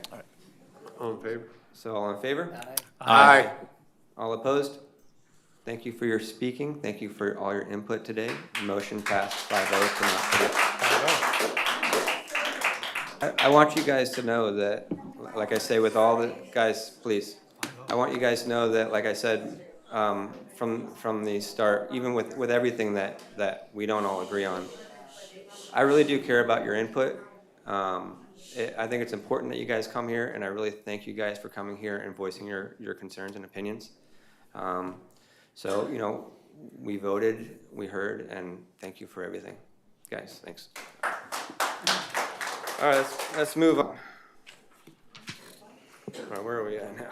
Okay, we're at unfinished business, item 2. All right. And that is discuss and inform members of the commission on regulatory options regarding e-bikes to improve safety. Staff Representative Wes Mullins for police recommendation, discuss. Evening. This could be a tough act to follow. Mayor, Commission, City Attorney. I have a comment. Yeah, yes, sir. Wes Mullins, Police Chief.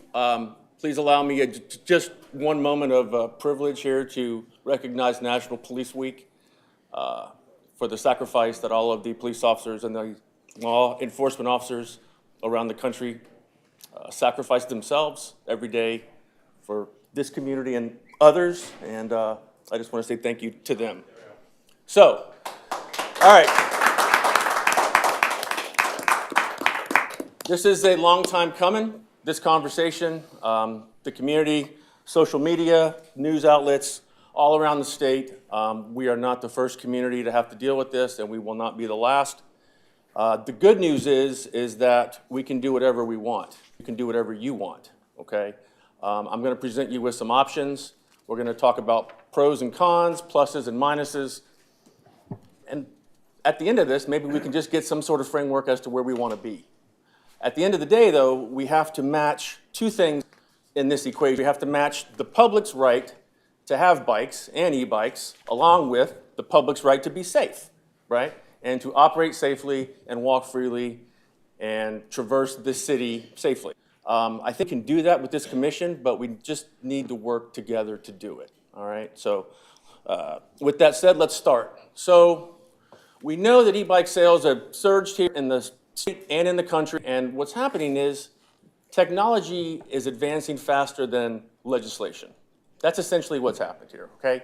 We can't legislate our way out of this fast enough as the technology rises. As such, we have some very, very high trafficked areas with e-bikes in this city. We have the Cedar Corridor, South Brevard Corridor, and especially Minuteman Corridor with our schools. We just know that's a fact, and thank you to Commissioner Tumulty for actually starting this and actually getting this process going for me. So we know we have a heavily trafficked area. These things can go fast, very fast, and especially if you take the governors off them, like we've talked about, Commissioner.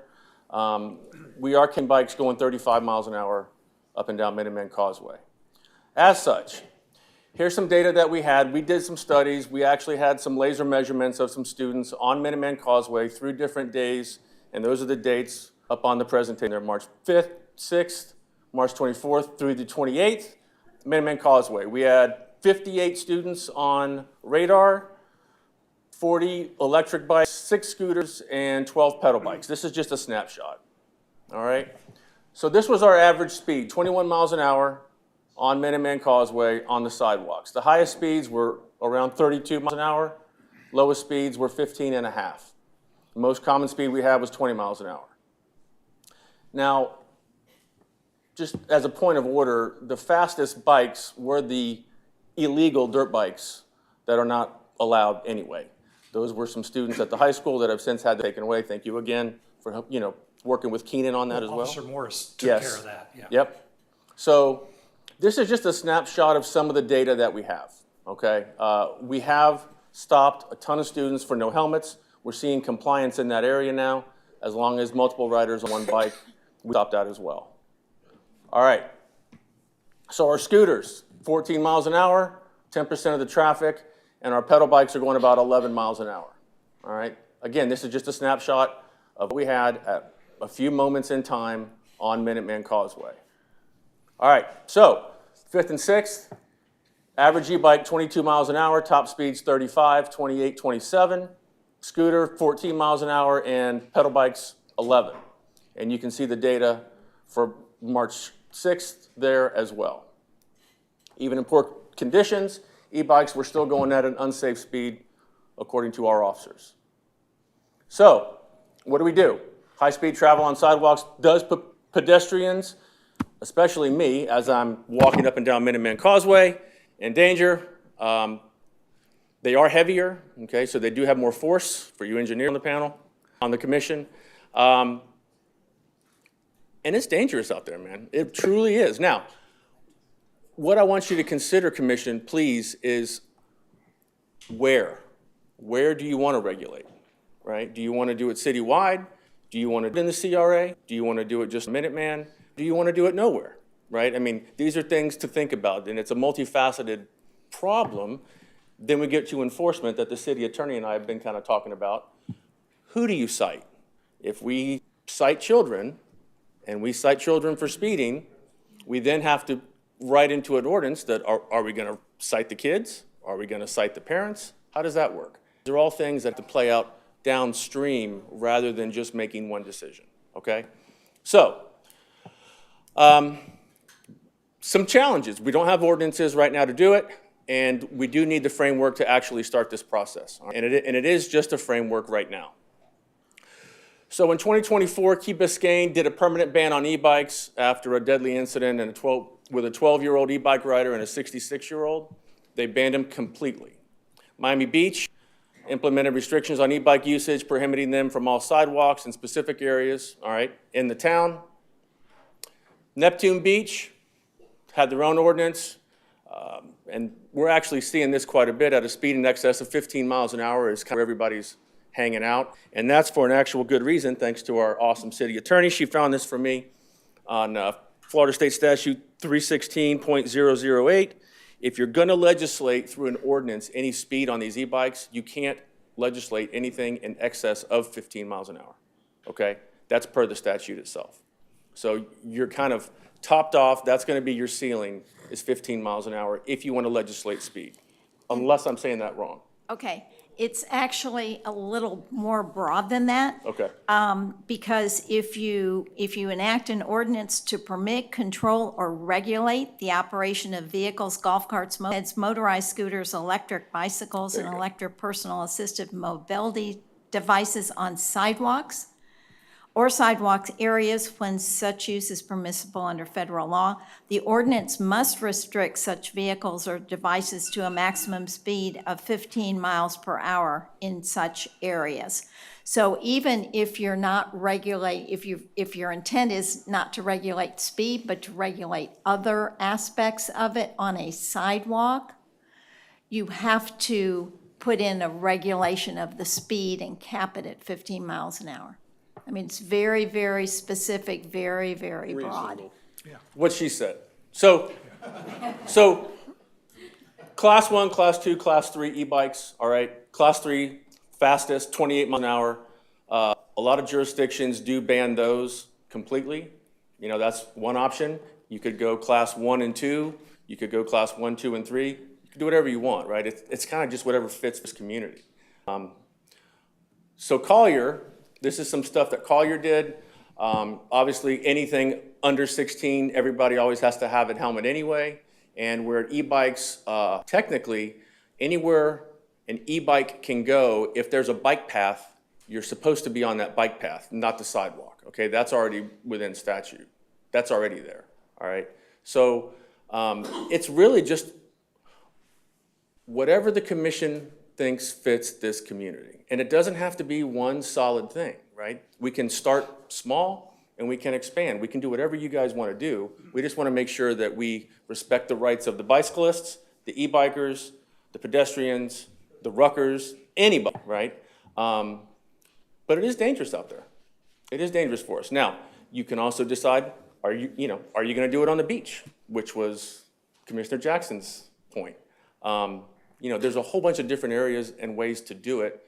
I'm here to answer any questions. My only concern as far as like enforcement, we have to be sure that we're going to do it the right way. If we're going to do this, we need to do it the right way with a good foundation in terms of enforcement, solid ordinance, and who do we penalize when we have to do it, right? These are questions. Yes, Commissioner. Sorry. Yeah, I think a good starting point would be limit it to 15 miles per hour, okay? Whether they're on, and I don't think they should be on sidewalk. You should make it where if there isn't a bike lane, then they can be on the sidewalk. If there's a bike lane, they need to stay in the bike lane. But 15 miles an hour either way, because I use a treadmill at Cocoa Beach Health and Fitness 3 times a week. A couple times I'm there right after school gets out, and I'm upstairs with the treadmill looking at the west end and the roadway, and I see those e-bikes buzzing by on the west side of the road there, and they're on their e-bike with one hand on the wheel and the other hand on their phone. Yeah. And then no helmets, and they got a kid on the back, and they're going 25, 30 miles an hour. And people are trying to look for traffic to pull out, and there's cars along the line there, and you see the opening in traffic, you don't realize that there's an e-bike coming at you at 30 miles an hour. And that's on the sidewalk. Well, just a point of order on that, and you are correct, but just so the public knows and the commission knows, if by statute, e-bikes and bicycles are the same, right? Anywhere a bicycle can go, an e-bike can go. If that's the case, then e-bikes can also operate on sidewalks unless it's changed by ordinance, right? Bikes on sidewalks are not subject to the same rules as bikes on roadways.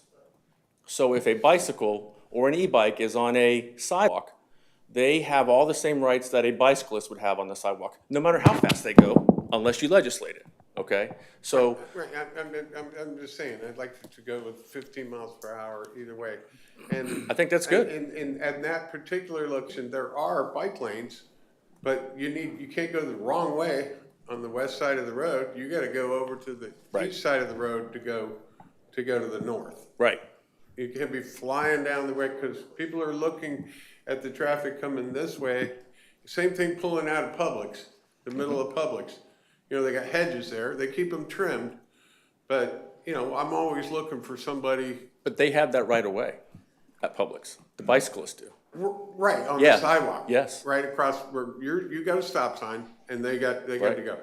But if there's a difference between them going 15 miles an hour and you looking this way and don't see anything, and you look that way and the traffic's clear and you pull out, if they're only going 15, you're probably not gonna have a collision. Completely agree. If they're going 30, you're probably gonna have a collision. Completely agree. So I think 15 miles an hour, if there's a bike lane, they need to be in the bike lane citywide. And if they're underage, they have to have a helmet. And if you catch kids in violation, like when I was a kid, back then, we'd just take you home and let your parents take care of you. Okay? Yes, sir. But then when I got into high school, they'd actually take you to the police station, and then they'd have, when you were still underage in high school, they'd take you to the police station on Halloween night, and then call your parents to come get you. Is this experience you got there? Yeah. Well, I wasn't even guilty of what they got me for.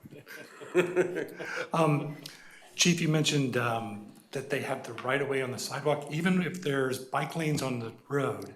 No, if there's a bike lane on the roadway, they are obligated to be in that bike lane. Correct.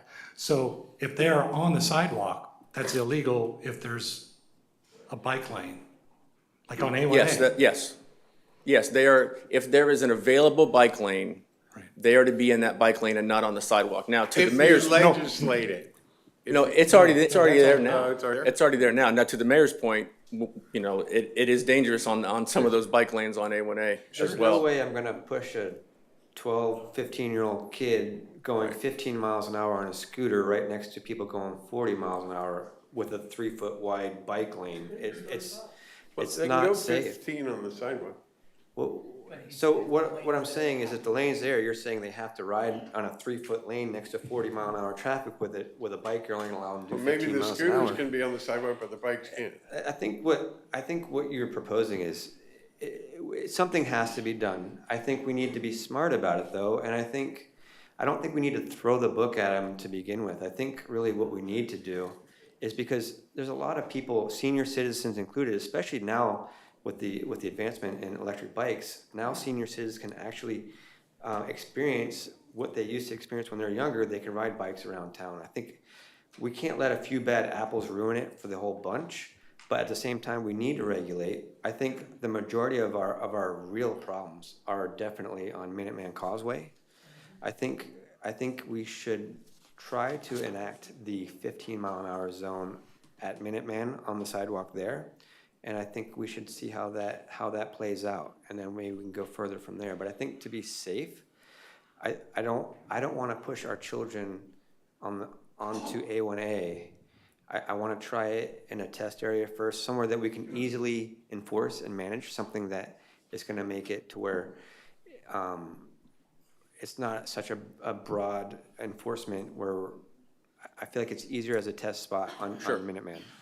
Like I said, I am here to enforce whatever you guys decide. We just know that doing nothing is not the right answer, right? So, yes. What I propose, I'm not proposing anything specific today. This is a great discussion, and I think going forward, after we get information from the public and the rest of the commission, that you and our attorney get together and come up with a plan, in addition to talking with each of us individually for the next meeting, and then bring something forward in the way of an ordinance potentially at our next meeting, because we're not going to come up with an ordinance today, of course. Right. So this is great discussion. I want to continue on with this discussion tonight, but then we can have other individual discussions with the commission throughout the next couple weeks, and then maybe bring something, if not at our next meeting, the meeting after that. And I know, Becky, you are involved with other cities, and you've come up with some great data from other cities. So as you said it in the beginning, you know, we're not the first. So there's legislation out there, right? And it's a blank slate. Mr. Mayor, you mentioned that Minuteman is the main issue. You know, I work at the high school, and that's I see it every day. It's crazy. I mean, we have a person that works at our school. His son got in an accident a couple months ago, didn't have a helmet on, ran into one of the poles, and sure enough, 3 weeks later, he's on an e-bike with no helmet. It's like, I guess if you don't learn by getting hit in the head, that I don't know what else to say. But going forward with these new ordinances, we need education. And I had a meeting with the principal, Mr. Powers at Cocoa Beach High School, and thought it was a great idea that that we come up with some sort of education plan for the kids and the parents. I think the parents don't understand what the kids are doing. Yeah, and I would also suggest maybe along those lines, some sort of grace period where we kind of just warn and educate the whole time, and until such time as you guys decide to go live with it. But, you know, we're here to help, whatever you want to do. And just another, an idea, like we're talking about, who do we cite? You know, you really can't cite a kid, you'd have to probably cite the parents. I would say if the kid has a learner permit or a license, then at that point you could cite that child. So I think anybody in that family that has a valid license or whatever, that would be or a valid ID, that would be somebody that you could cite. I can work with the city attorney to see, you know, where that stands. Whatever you guys want to do. You know, at that point, you're 16 years old, you know, you need to start taking responsibility for your own, and it's gonna hurt you a lot more when you have to come out of that from your pocket rather than your parents, I feel like. Well, just for full disclosure, if we're gonna have these one-on-one discussions and, you know, bring things to the next meeting, I'm gonna suggest to, like, start small, but most kids that walk to school or ride a bike to school that don't have bus service are within a couple miles. So I would suggest that we do Minuteman, Brevard, and Cedar, including Catalina. And Yeah, we go get a with- lot of complaints on Cedar. Yeah. For sure. Yeah, so go with those for now, and none of those have bike lanes. I can So- go with Cedar, the rest, but definitely Cedar. But the and people, Minuteman. the older kids and adults on e-bikes, they're right in the middle of the road, man, going 35. So I don't know what you're gonna do about them. Chief, I want to say thank you for bringing this forward. I think this is really great information. And I agree with the rest of the commission. Doing something, getting started is the imperative. I really like the 15-mile-an-hour limit, which I think makes a lot of sense and sounds like it's, if we're going to do anything, that automatically kicks in. One of the other ideas that I'd heard, and I'd mentioned some stuff, was that as a rider is coming up on a pedestrian or a walker, that there's a requirement to slow down to 5 miles an hour to pass.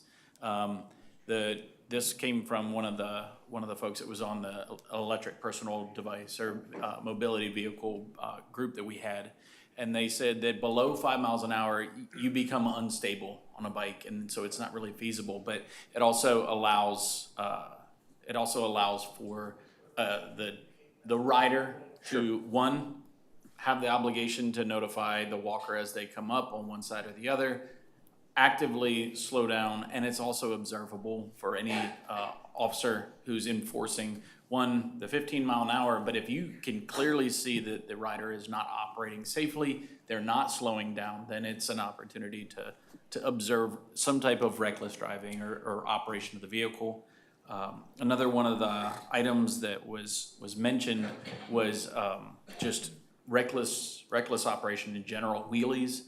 When you're doing a wheelie on a bike, your visibility, what is ahead of you, is obviously restricted or impaired. So it might be worth considering as also part of what we discuss. I see kids doing wheelies down Minutemen on a fairly regular basis. Again, education would be the starting point. And then in terms of offenses, I mentioned a couple ideas, and it sounds like a couple of them may be hairy, but for first offense, at very least, where education is involved, there's an opportunity there where the education itself is the peer pressure inducing consequence. So for an officer to stand there and read the list of rules to a kid as all of their friends are going by them and probably making comments, just the natural peer pressure of, I don't want that to ever happen to me again.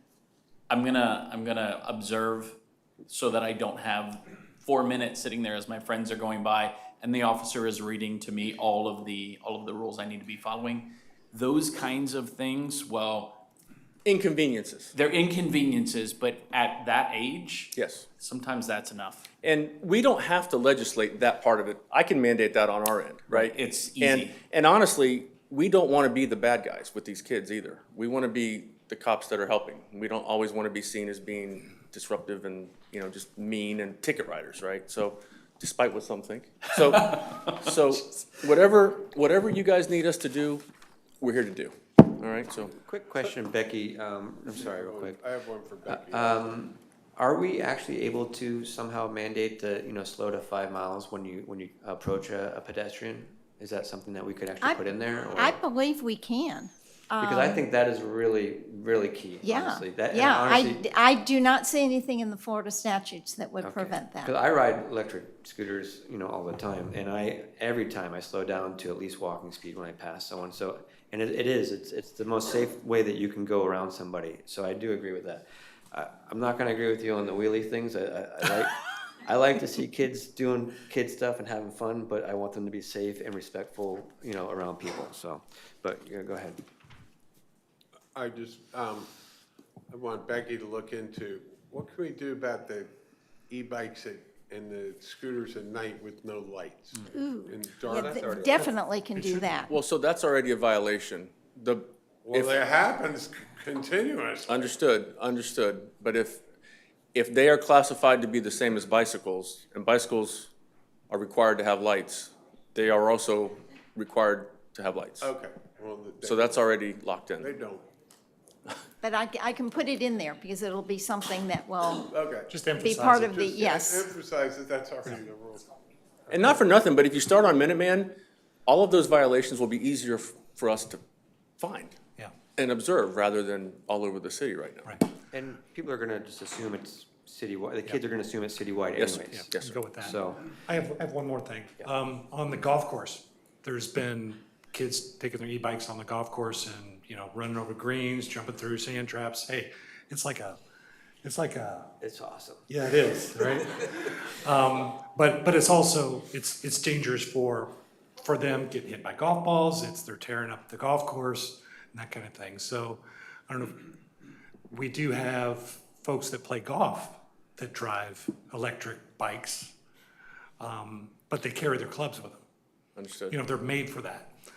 So, and they basically try to stay on the paths and all.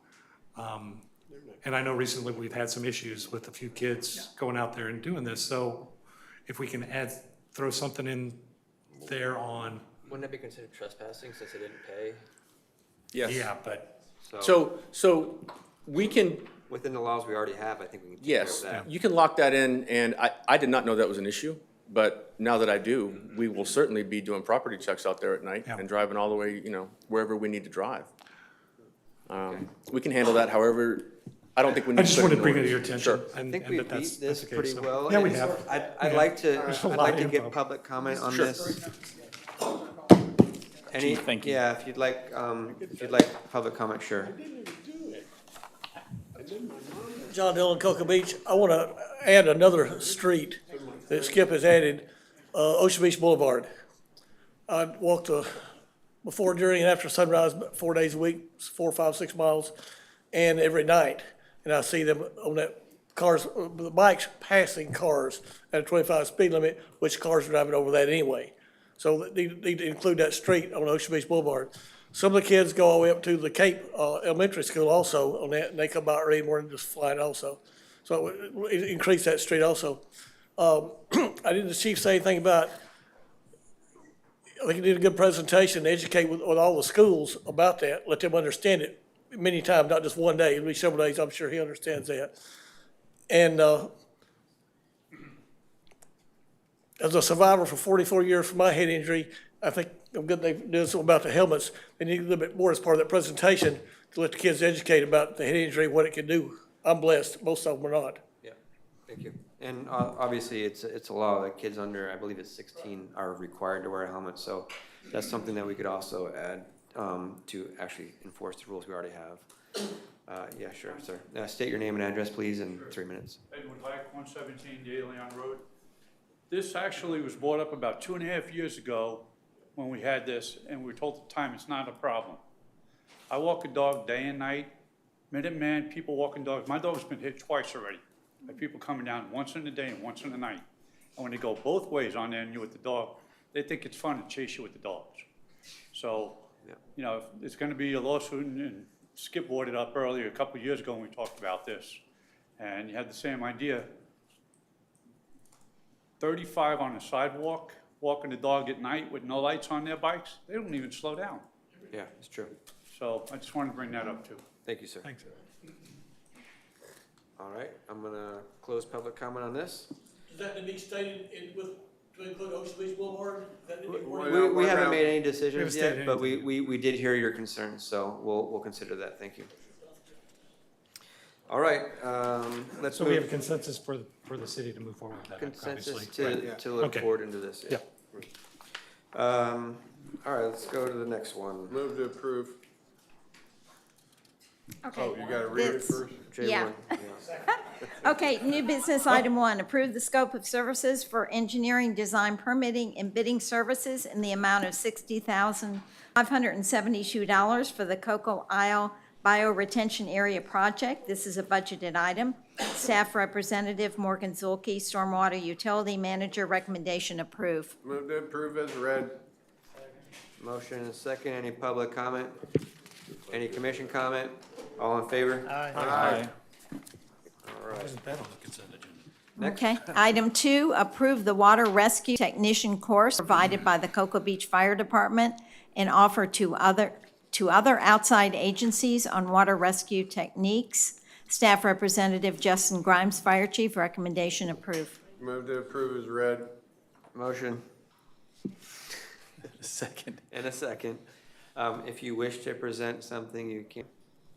If you guys have any questions, I did provide everything to you. Yeah. Yeah. And really, the thing that we just are trying to promote is public safety. We have a lot of agencies, luckily we have a great reputation in water rescue world.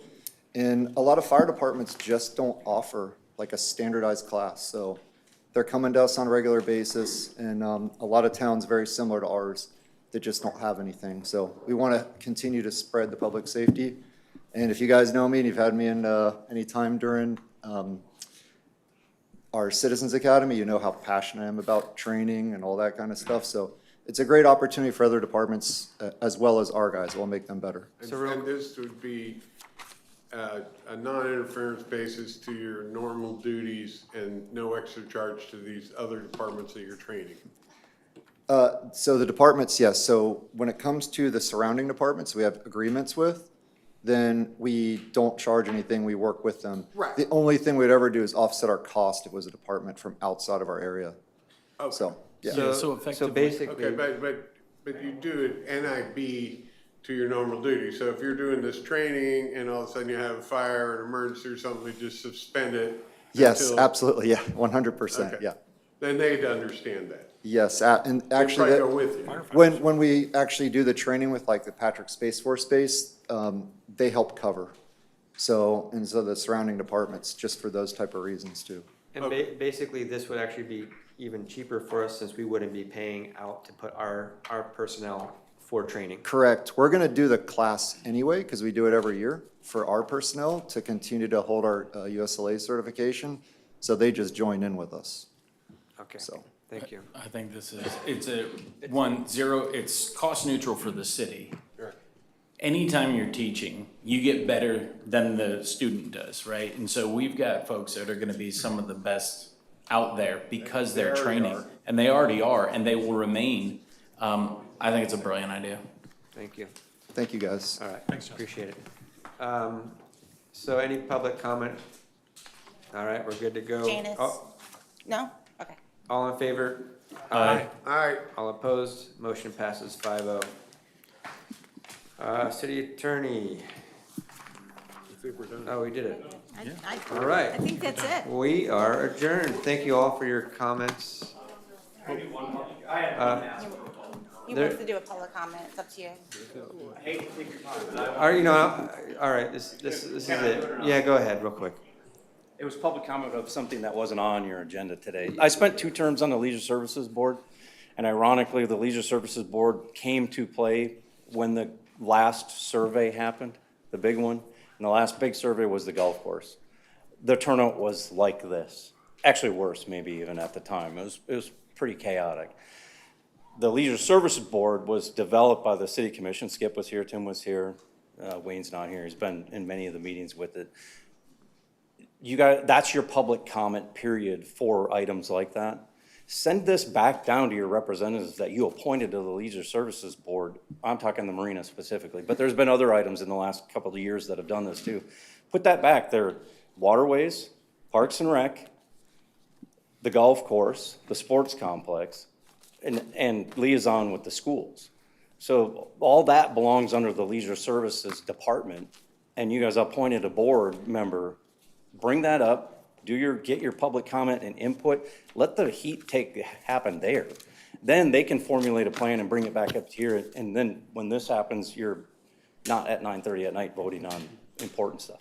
Thank you. Just wanted to recommend doing that. Thanks, We are Matt. adjourned.